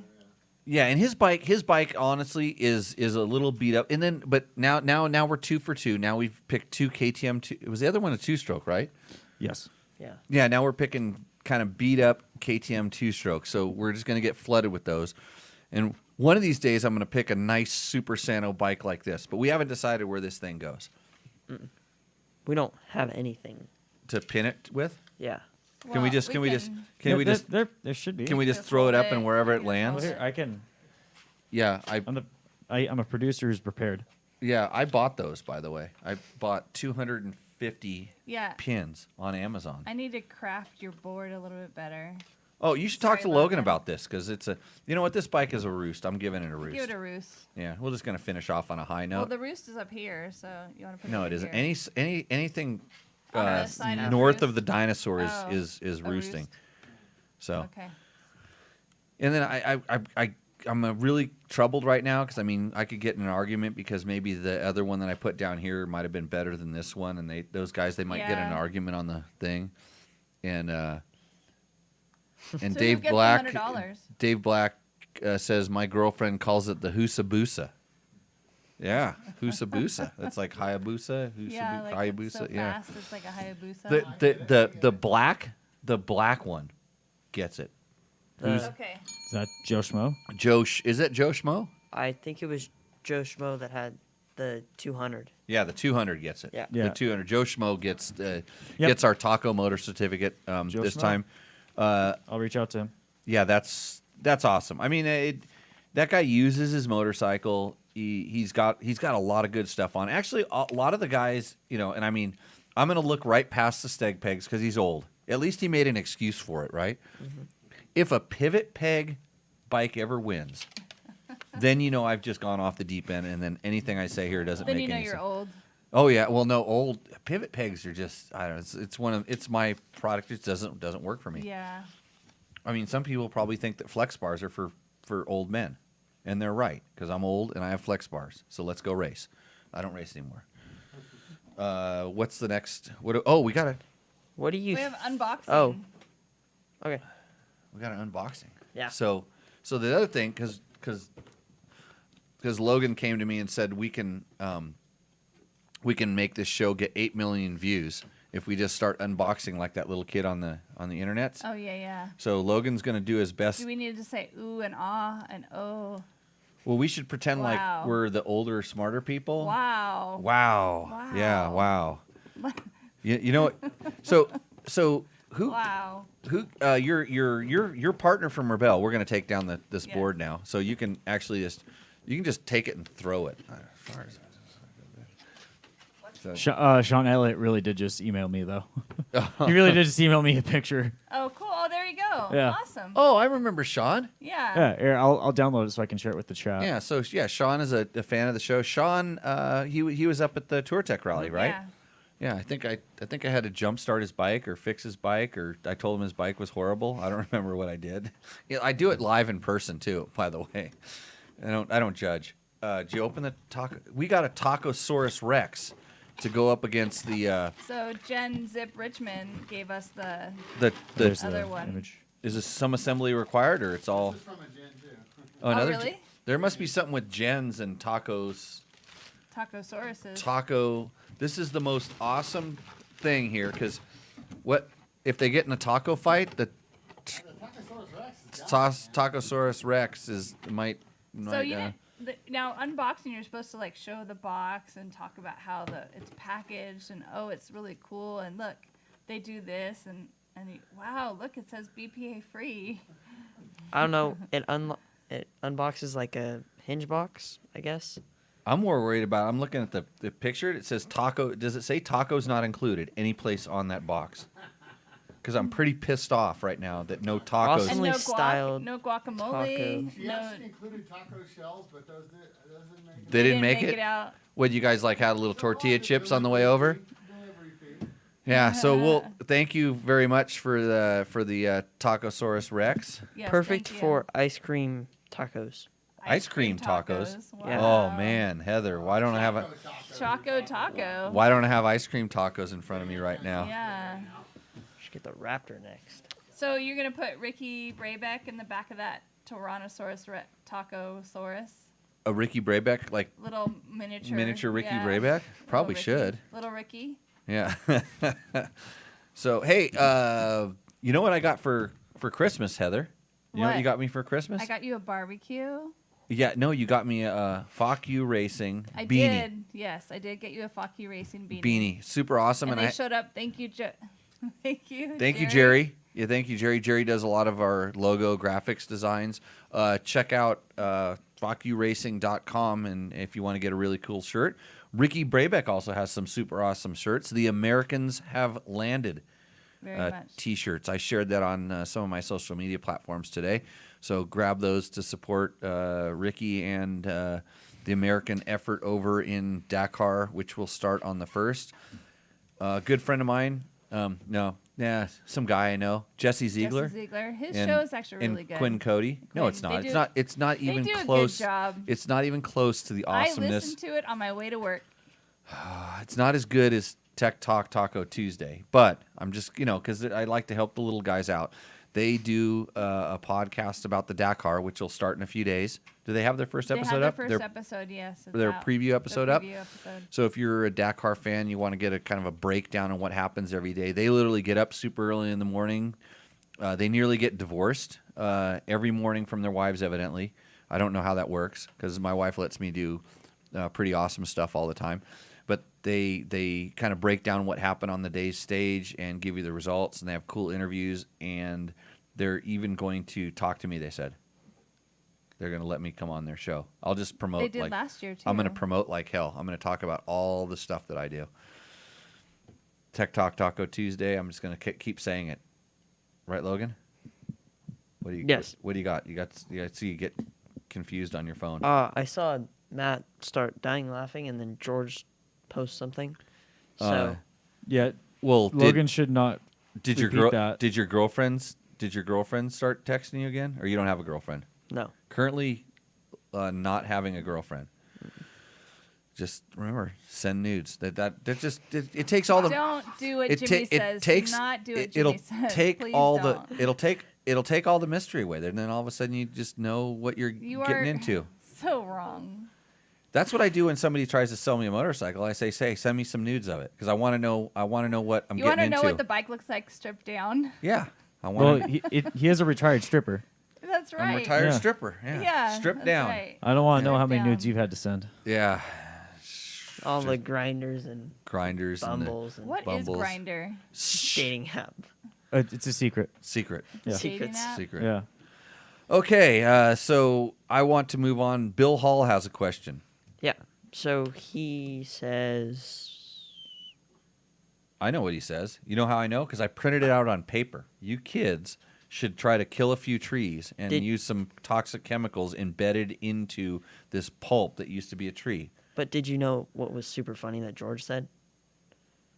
No, I could look over my shoulder and see it on the TV screen if Yeah. I wanted to.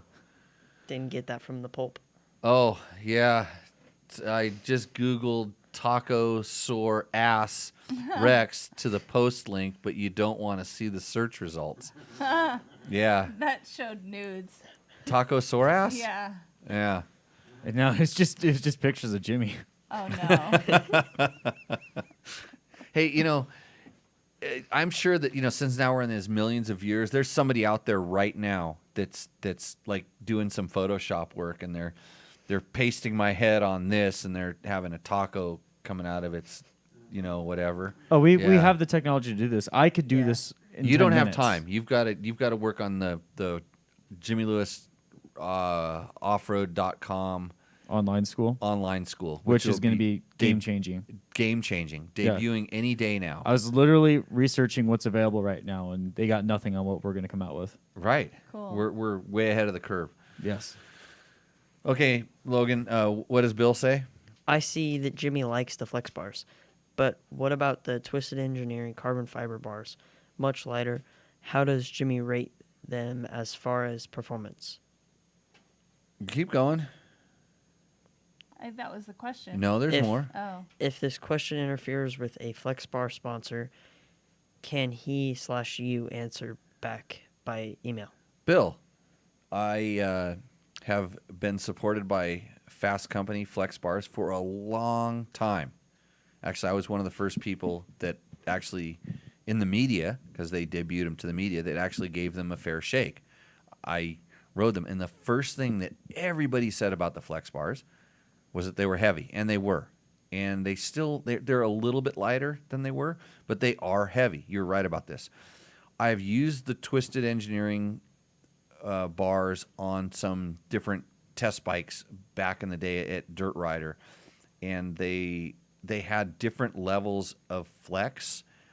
And in the beginning, they were pretty stiff. They didn't flex that much, and I remember talking to the guys a little bit about it, and they said that they were They were working on getting more flex, but they were worried about strength and durability. And since then, I haven't used them a whole lot, so I don't know. I know they are much lighter, but I will tell you that clamping carbon fiber in a pinch clamp scares me. And I know it's kind of commonplace, in the mountain bike world. There's a lot of carbon bars and stuff, and they're not having issues with them. So the other thing is I noticed is it was different the way that they flex. They were kind of like there was a time when people were taking the crossbar off of a Renthal handlebar, an aluminum handlebar, and those flexed. And they you could feel them and they moved, and it was a little bit like that. It was more of that sensation, and it just they didn't flex enough for me. Was the way I felt in the beginning, and I haven't done a whole lot of stuff with them lately, so I can't really answer the question. I know that they were working on getting them to flex more. If weight is a concern, I can see that where it's an issue, but. No problem. I'll answer. I don't care who the sponsors of the show are. I mean, I do care who the sponsors of the show are, but I will answer a question as honestly as I can based on my experience, and that's really all that I have when it comes down to answering a lot of these questions. And a lot of ding dongs won't answer, because of a sponsor or whatnot. But I'm stoked that the sponsors of this show, because they know this. This is the cool thing about the people that we go after when we want to have a sponsor of the show, and I have people that support me through my back when I raced, now through our riding schools, in whether they directly support this or they do something with me personally based on other things that I do. I like working with companies that believe in their stuff enough to where they know that I'm going to use something else, like the goggles, for instance. I mean, I use Scott goggles and I use Climb goggles, and I interchange between them, and they both have their strong points and different things. But if I'll wear 100% goggles, I'll wear X brand goggles. What are some of the other goggles that we have laying around? You used to always get Oakley somehow or another. Yeah, we had Oakley goggles. We had Oakley goggles. So we've used a lot of different goggles, and so that way, when I'm talking with a company and they say, "Hey, how can we improve this?" or "What would you like to see better?" I say, "Well, this brand does this and this does that," and we're flopping Heather's foot into a couple different boots today just to talk about fit and sizing and some different things. And you don't know unless you try different things. And the reason I try so many different things is so I can answer these questions. And so if Twisted wants to send me out some bars to try, I would like to try them. I tried the Moto bar mount kit for a while as well. Helped them a little bit in their early phases of development because they knew I had some experience with this stuff. So I think that's one thing that you've proven over the years is you've always been true to a tester. You test the product, you tell the truth about it, whether it be good or bad, but you respectfully do that. And so you're known for that, and that's a good thing. Yeah. So and good or bad is kind of a funny thing because I really don't say whether it's good or bad. I know if it's good. I know. Just like we were just picking on the steg pegs. Yeah. I pick on them because they don't really work for me the way that I move myself around on the motorcycle, and because I want to be able to get back farther where the steg peg would block me from or hold me up, where I have to modify the way that I ride for it. And I can understand where some people, they want to be a little bit more lazy, or they want to be reminded that they don't want to be back there. Maybe they get back there too much. So there's advantages and disadvantages to every product. I don't think a company actually brings a product to the market not thinking that, okay, the first thing to think is like, is this going to make us money? Is this going to make us money? And you could market the hell out of something. If it's a pile of crap, in the end, it's not going to make you money. But you may be bringing it to market knowing that it's only going to fit a certain audience. And I've had people tell me, it's like, oh, we don't want to send that to you, or we don't want to give it to you because you're a flex bar guy, right? Oh, you wouldn't like this. I'm like, it doesn't matter whether I like it. I'd like to be able to describe it or at least have some experience with it to know. And like in my world right now, I have a KTM 500 cylinder head. Hey, Matt, you want me to talk about this a little bit more? Yes, actually. If you would have gone just straight to the truck, right, I wouldn't be having this conversation right now. I know. I have a cylinder head that has some heavy damage to it. And I'm in this thing where I could go and buy, go just do Rocky Mountain MC. By the way, click through one of the links on our On Dirt Bike Test. on Dirt Bike Test through Rocky Mountain MC, and you will kind of help support the show as well by shopping through them. We get a little commission if you do that. So that would help us out. If you're buying parts, just go onto one of our tests. You'll see a little logo down at the bottom. Click on that. It's even on one of the slider banners up top. But anyways, so I go to Rocky Mountain MC, buy brand new head and brand new valves and all the parts that I need to replace in this thing. But I'd also like to find out one of these head rebuilding services. So there's a couple guys that specialize in this. They do just head rebuilding, and it's not cheap. But I started adding it up, and it's kind of the same price as it would be with just getting an all-new stock one, and there's nothing wrong with all-new stock. But I go, well, is it better? Would it be better, and is it worth it? And if it didn't have the damage that it had, would it be less expensive? So I'm going to use this as a learning experience. Thank you, Matt, for grenading my KTM 500. It's why you keep me so around, much. because I always give you something to learn from. Life lessons. Your dad's thanking you right now. You got a guy too? Yeah. So anyhow, I'm gonna reach out to some of these head rebuilding companies, and I mean, if I have to pay for it, I have to pay for it. I mean, you'll never live it down if I really have to pay for it, Matt. I mean, have you ever had anybody dangle $1,000 bill like right? It was like it grew wings and just started flying away, and that was just the beginning. I thought it was $500 to begin with, and then it just went to $1,000. I bet you it's going to be $1,500 by the time it's all done. Yeah. So anyhow, that's in the name of testing. That's what we're going to do. So, yes. Fellow Nick. Hi, Jimmy. Your show is amazing. No, he said awesome. Awesome. Yeah, awesome. This show is awesome. Thank you for all the info. Sorry if you've covered this before, but I'm looking for some advice on riding solo. I'm in my early 40s, and all my friends have basically given up on riding. I'm getting burned out on. Oh, Moto. you know what? He's in early 40s, and all my friends have basically given up on riding. I'm You- sorry. What? That sucks. That all of his friends have. Oh, no, given up I'm- riding. That sucks. Well, I think he should do some interflection. What do you do when you look at yourself? Introspection. Introflection. Introspection. He should do some introspection because maybe it's him. I doubt it. Oh, just checking. Okay, continue. And really want to get back into desert. Any tips or advice for riding alone? I have a dilemma. DeLorme. It's a DeLorme. InReach. It's the thing that I carry. The satellite The satellite spot. tracker. Mm-hmm. Yeah. Like a satellite spot tracker, device or like a a spot DeLorme device. InReach. I need to get sponsored by them, by the way. Mm-hmm. Actually, I talked with Captain Larry. We want to have Captain Larry's, and I'll bring this up in a minute. Keep going. And make sure to tell my family where I am going. But that won't help if I have a serious accident. Well, It will help. it will help Because then they'll has- know exactly where to find the body. So we had a customer of ours his wife was watching him ride on the spot, and she noticed that he wasn't moving for like an hour or 30. I think it was 30 minutes that she noticed he was Right. The spot didn't move.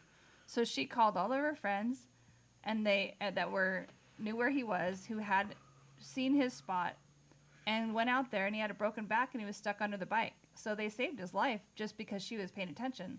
So Yeah, if it's a two-way if he did street. not have the tracker, they He would would've been- not. It would have been taken a lot longer to figure out where he was. They knew exactly Yeah. where he was. So the fact that you're riding with a tracker is good. And so here's this thing.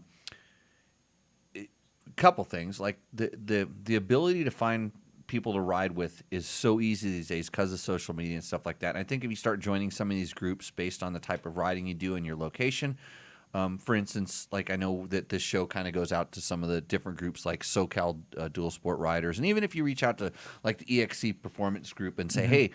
Are they? I think someone did just today or the other day said, "Hey, I know this isn't about riding; it's more about tech. But where do you go for riding?" And man, they shot out a whole bunch of things. You can find people to ride with. That being said, I kind of understand like when you're an asshole and people don't like you, because it happened to me, and I got into my 40s and I only rode with like 5 guys to begin with, and it kind of went down to about like 1 or 2, and they got busy, and then they always tell me that they're busy, but so I ride a lot by myself as well. So I think you could just be a nicer person, but maybe you don't want to. And so anyways, back to the tracker thing. Carry the tracker, but have a set of protocols Yes. for how this thing works. And she knows this because she's one of the people that follows me, not too closely, just kind of casually. It's like after 2 or 3 days, if she hadn't heard from me, she might check my tracker to see where I'm at, and recover the body. But so our thing is anytime before I go riding, especially by myself, I ping. I send it off, and it sends out a message to a group of friends. Most of my friends, people that want to know where to claim the body so they can get the life insurance, they will start watching the ping. And the ping means, hey, Jimmy's going riding. And then at the end of my ride, I always send an okay. I'm done. I'm done riding. And generally they can look at it and they'll see that I'm back to where I started from, or I'm where I'm supposed to be. And I do tell them where I'm going a little bit, but usually it's just in and out of here, or I'm at a location.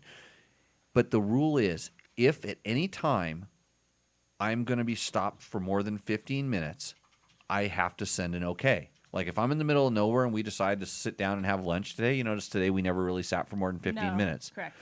So if I would have sat for more than 15 minutes, I would have pulled out and pushed an okay to let people know that I'm okay.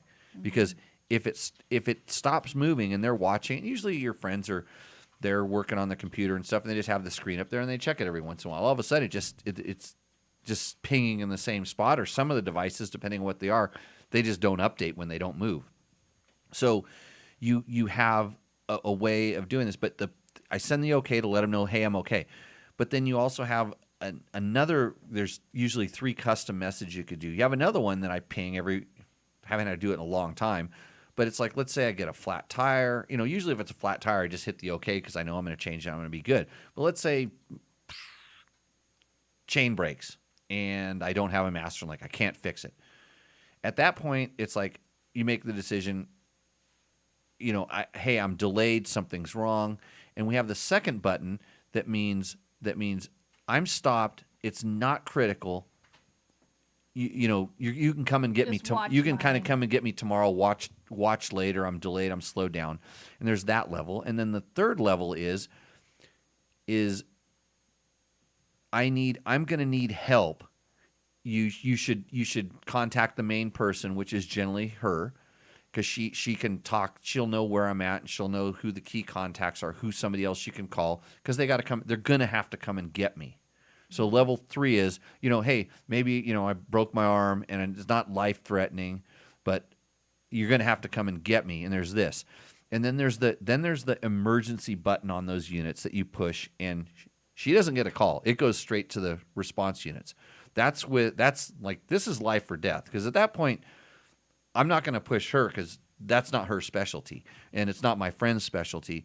So we have these different protocols for how that device is used, and so it can kind of save you, but I wouldn't. Don't rely on it. And I don't think that going riding with a buddy or two, and this is where we need, like, I have a friend who is a retired captain of the lifeguard, and he's come and taken our school, and he understands all these emergency safety protocols, and I want to get him on to start talking about some of these issues, just some. Well, I want to talk to him about, like, what I carry and what I should carry and what I don't carry, and how to use not even how to use it, because there's a certain amount of liability that's attached to it. And I think he has to be. He wants to be. He wants to be good about making sure he's giving the right information. But we want to kind of talk about just some safety aspects of how to respond to certain kinds of situations. And we'll start with just like, hey, what kind of gear? And just like we're having this discussion about, like, how to use your tracker. But, are your friends that you're riding with, do they have CPR certification? Do they understand what heat stroke is, and just some basic first aid kind of things? Because having some of that can be the difference between surviving or not surviving, or how to respond to a certain situation. So I think this would be good information to kind of bring to the show, and we're gonna work on getting that to you and find ways to kind of deliver some of that. So, but no, it's a good question, Nick, and it will help if you have a serious accident, to the point where maybe, if you didn't have that tracker, just think of how long, especially when you're riding out of cell phone range, because a lot of times the cell phone can work and does work. And when you have that incident or whatever it is, if you get knocked out, like for instance, so like I'm riding, I get knocked out and I'm not moving and don't do anything, like that's when that tracker is really going to come in handy, and we ran into somebody today that said, "Oh, I have a tracking app on my phone." Well, that's great as long as your phone works. Yeah. So there's all of different kinds of levels of things, but that's what I would do. Try to find some buddies. If you can't find some buddies, I know how you feel. And then carry your tracker and just have a group of your friends that don't ride anymore that sit in front of their computers that want to watch how much fun you're having. Plan your trip, let someone know where you're going. If you just, hey, I'm going here, even if it's like a neighbor. So someone's aware that you're leaving. Just some, common sense things. Yeah, it's just kind of, I don't know if it's common sense, but it's things that you should do. I mean, I ride all the time, and I don't really ever leave a detailed itinerary. I'm not like filing a flight plan. I know, but where I'm just going. like because people know you ride every day. Like we know that. But if you're not, because he's saying he's riding by himself, so I'm just saying it wouldn't hurt to say that. Yeah, it wouldn't hurt to let somebody know, kind of, yeah. Okay, what's next? CG17 Life. What about skid plate? I think no brand is this price range has stock skid plate. We're talking about the KTM 390 now, and you skipped a question, but I know how it works in the digital life. So he's asking about the he's watching our stock video of the KTM 390, and he says, I think no brand in this price range has a stock skid plate. So the one that comes stock on the KTM is not a skid plate. It would be a fancy piece of plastic that would deflect dust from the front of your motor. And if a rock bigger than your knuckle flies up, it could break it. So I guess that's better than no skid plate, but we put, and if you would have gone to the next video where we did all the modifications, we threw that Black Dog CycleWorks skid plate on that thing, which it's not cheap, but it can save you a lot of money on cases if you decide to go, pounce in through the rocks and stuff like that. The bikes are not really designed to be ridden that aggressively off-road, but you can, and that's a good protective item. So that's what I think about it. Really, he asked what I thought? Like I wasn't going to say what I thought. Mm-hmm. Uh-huh. What were you going to say, Heather? I don't know. You just and whenever I watch this, you say a lot of what you think for a long time. I should call it Jimmy's Tech Talk Taco Tuesday. What he thinks about motorcycles and strippers. Oh my god! You should go get some tequila. Don't tempt me. It might make the show go a little easier. We only have a couple more questions. No, I'm kidding. Okay. I enjoy the show. What does R. Romanica F think? It is a really good bike, except that it is really crap. Now, this is why Romanica F doesn't have his own show. Because he just said two distinctly different things. It's a really good bike, except that it's really crap. Unless he's into crap. And that's good. Which that doesn't make sense. So you just have to invest about $10,000 in it. So it would be really good. He's talking about the KTM 390. So, like, I'm curious because the bike costs about $7,000 new, and then you add $3,000 to it, which would be $10,000. Or is he talking about like actually $17,000? So he doesn't know how to do math either. Because that's like me saying that this is the best motorcycle show that you can listen to. So it's all jumbled up and doesn't mean anything. So KTM 390 is a really good bike for what it's designed for, and you can modify it into being even better, and you can spend $10,000 on it if you want. I don't know why you would, because at some point, well, actually, because there's not anything else that's that size that would do that. You're just customizing it. I see a lot of cars that people sink a lot of money into, and I don't know why. How much money have you sunk into Mom's car? You have a bike rack on it. That bike rack was that bike rack is actually, it was my late aunt's, and that went up with me to Alaska. It was on my Subaru in Alaska, and I brought it back with me to Reno. So that thing, I got that. You for had a free. Subaru. You had a Subaru. Yeah. Did it love you back? Oh yeah, it loved me for a long time. Yeah. That thing was awesome. Subarus are awesome. Okay, next question. WSL, at 70, is it time to transition from dirt bikes? That's a statement. It is time to transition from dirt bikes at 70. I disagree. I had to check Ride out. till the wheels fall off of you. I had to check out this video to see if this bike would be a good choice to make my transition. After watching, the answer is yes. Moreover, I didn't have to figure out how much it is. No. How to make it more dirt Wow, worthy. Logan, been drinking? No. You looking at nudes on your phone? Thank you for spending the time on this bike. He says, I don't have to figure out how to make it more dirt worthy because he's transitioning from dirt bikes. Well, I feel bad for him. You know, that transitioning is tough these days. I know everybody's doing it, but not like you. Halt. You're special. Don't go there. Get the tequila. I don't think. How old's your dad? My dad is How old's Ned? 77. He wants to go riding dirt bikes all the time. Yes. Yeah. Yeah. Ned needs to transition. No. I think Ned needs to transition a little bit My onto. dad's like ready. He's like He's- hopping up he's- and down on his brand new leg. Yeah. Brand new knee. his Hey, back. WSL. I don't think it's time to transition, buddy. But hey, the KTM 390, like you said, yes, it's a good bike. And the funny thing is you may get this to transition to like off your dirt bike, but I think it's just going to allow you to get back on the dirt a little bit. You know, you can take it out on the street and then go down some dirt roads. So maybe this guy's a super hardcore trail rider. All he needs is a set of steg pegs. That might be the key to not having to transition off of the dirt bikes. But maybe he's just ready for the KTM 390. See, it's not a beginner bike. That's what everybody said. I call it, KTM designed it for like entry level or beginner. I'm like, no, it's for seasoned riders. It's a good bike for seasoned riders. So that's good. Can you get a tequila before the next question? Yes. Get the one of the white bottles, the good ones, and there's a couple glasses right there. Next question, Logan. Sean Elliott, great meeting Paul at TourTech, who did great in the games. Exceptional balance, amazing how long Paul can balance.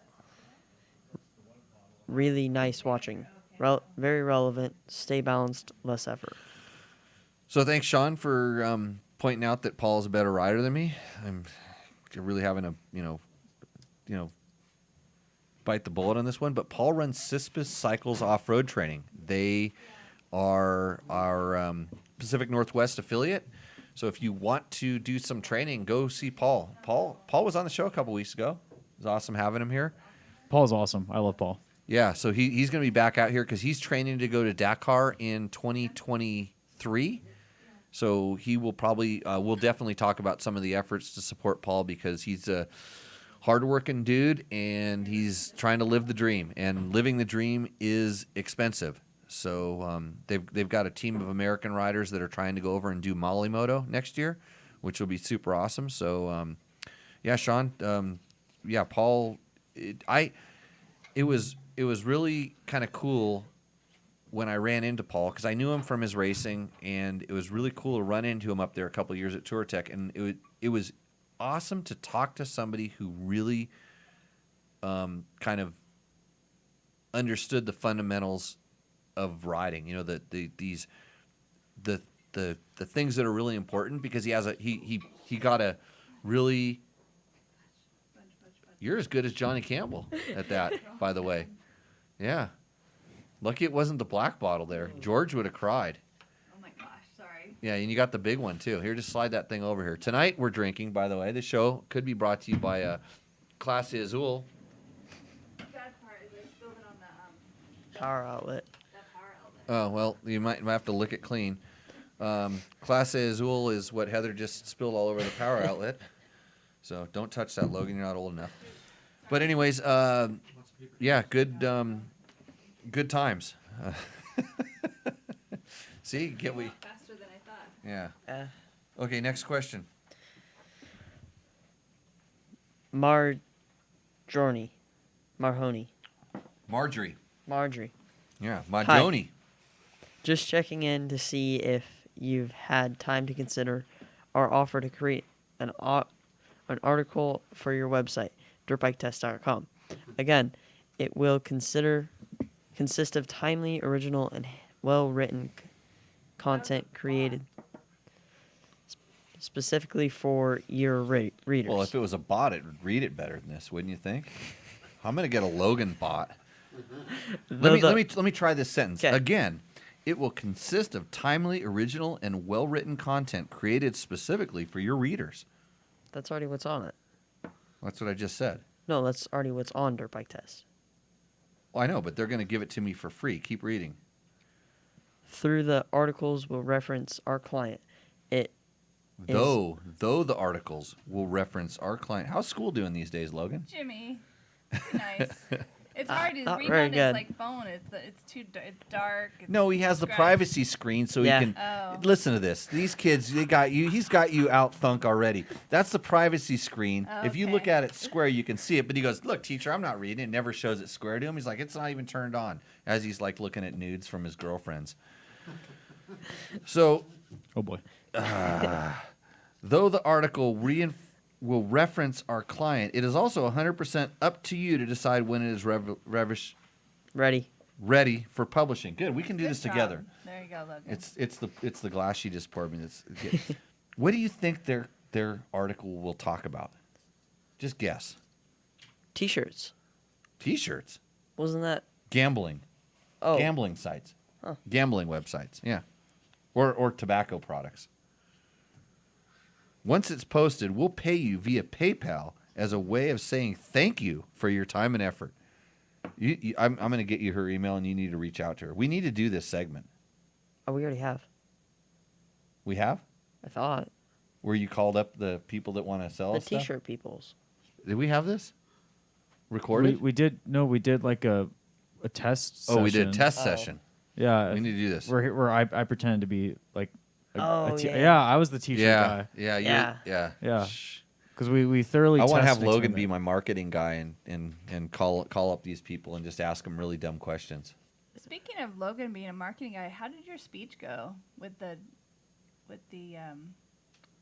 Oh, the solar farms. solar farms? Yeah. Oh, he got quoted in the newspapers. That's awesome. That's cool. Thanks for taking it for the team. We had to be here to do a damn show. He was just up there hanging around with a bunch of old people that are bitchy and yelled at the county commissioners. Okay, next. Is there another question? No, that's it, I think. That's it. If Are we so, done? we'd love to get you a draft right away. You got to Yours. see about getting that draft. Yeah, I'd love to see what kind of article they can produce for dirtbiketest.com. Is that what they said? Yeah. Yeah. I think it's cut and paste. Timely article. I wonder what maybe it's about the Stark Varg. Think so? That's timely. Scott already wrote about that. I didn't. I don't write much anymore. I just go riding all the time. RJ says it's a shot glass, Heather.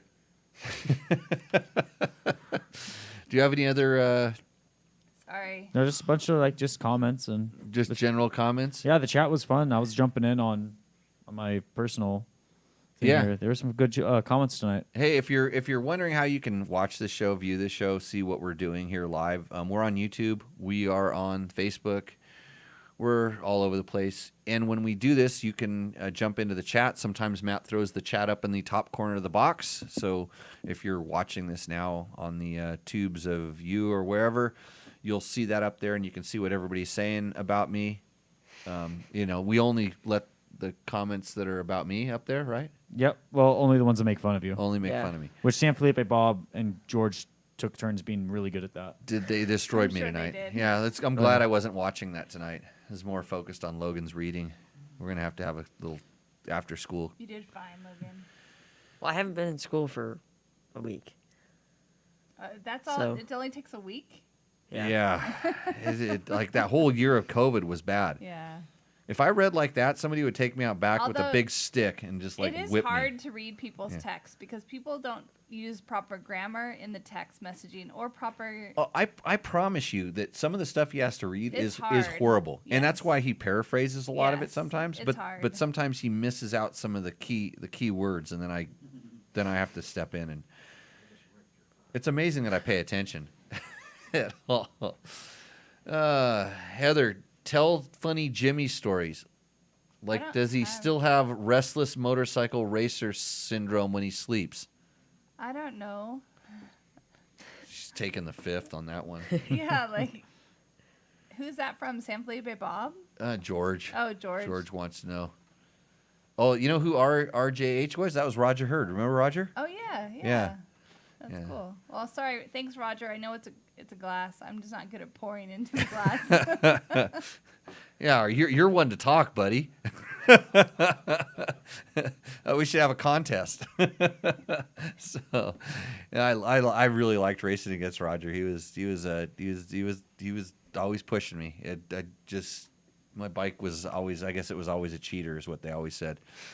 All 125 cc's of that factory KTM. So, okay, I think we're gonna start wrapping this thing up. Yeah, I believe we're out of questions, and Hey, we got robots texting us again. I think we do actually. This show's getting so popular that we have Yeah. robots watching it. No, we had a troll last week. Our first ever Yeah. troll in the chat. Right. What is it? Or how does a troll work? Is it like a fake troll or are they real? So it's a Just real people? person, but has multiple accounts that they're just spamming you Oh, with. okay. And they Yeah. just spam. We got our achievement from Restream for hitting 100 messages really fast. Oh, yeah. wow. Thanks, troll. Yeah, yeah. It's there good. we go.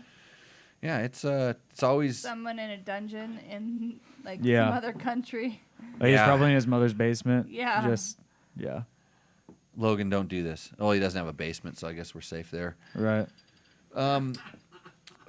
All the inappropriateness. Yeah. Brought to you by Jimmy Lewis.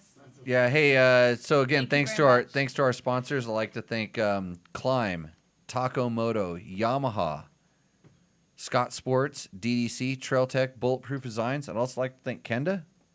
They definitely help us out. Hopefully, the guy who tripped me up, Kenda's in the Parker DT's in the hard direction. Please don't run them in intermediate. You won't be impressed with that tire. Hard direction. Hopefully, he sends me that email and Yamaha. Yamaha for sure. Yamaha really is. They believe in this show, even though I say other bikes are good as well. Nothing wrong with that. Want to ride the YZ125 tomorrow in the piss and rain and the sand track? Not really. Not really. I don't want to ride anything. Logan, you not going to tomorrow. school I'm going to Vegas. tomorrow? Yeah. Why? Work with him. Oh, you he's work now. Yeah. Working Oh. with Dad. That's good. Not with me, he's been hanging doors on the field. Wow. Good. Yeah, he's been, I got a door over at that place over there. I need that metal. Does he do metal frames? Okay, I can work. I'll pay you. I'll pay you. Probably. What are you paying him? that's piecework, so, Piecework. yeah. How much does it cost to hang a door? 15 a door, 15 a frame. Oh yeah, we got a deal. You come over here and work here, and then we'll go ride YZ125s. Sweet. So yeah, because we're gonna do the new versus old YZ125 story as soon as Matt picks up Trevor's crank. There's a lot of thing. Does Jimmy ski better than riding? No, actually, I got cleaned out skiing. I literally got That doesn't mean you're a bad skier. It just No, means I some was- guy took you out. no. Yeah, I got taken out. It was Yeah. bad. I'm sore. Yeah, skiing's dangerous. Don't do it. Actually, don't go to any of the ski resorts anytime soon at all because I want to go because there's a lot of snow and I don't want you to be there because it's kind of like the way I ride. So, on that note, I think we're going to shut this down. Thank you, Matt, for pushing all the buttons over there, Yep, making all two things of 'em. happen. Thank you. Thank you, Heather, for joining us tonight. Thanks for putting up with me What? and Oh, letting no. me be on the show. Letting you be on the show? Yeah. Yeah. Or volunteering me on to be on the show. Well, you made me endo almost every bike on Rooster Endo. Oh, I it's felt my I fault? felt confident here with you here to just go full endo Oh, tonight. Okay. I think what was I 4 to bring out 1? the worst in him. Sorry, guys. What's that? 4 endos and 1 roost? Is that Yeah. where we're at? Or 3 endos, 1 roost, and 1 in between. in Yeah. between, yeah. Intermediate. So, I'm sorry. thanks as usual, Logan. Brush up on that reading skills. Stay away from those girls; they're dangerous. And No nudes. Yeah, not yeah. Don't do okay, that. well, great. Dennis is on there. Thanks, Sean. Thanks all of our poo Thanks, staying. George. We have a poo staying in our chat. Yep. We've really gone high class here. Okay, so with that, we're gonna see you out on the trail. Cheers. Cheers.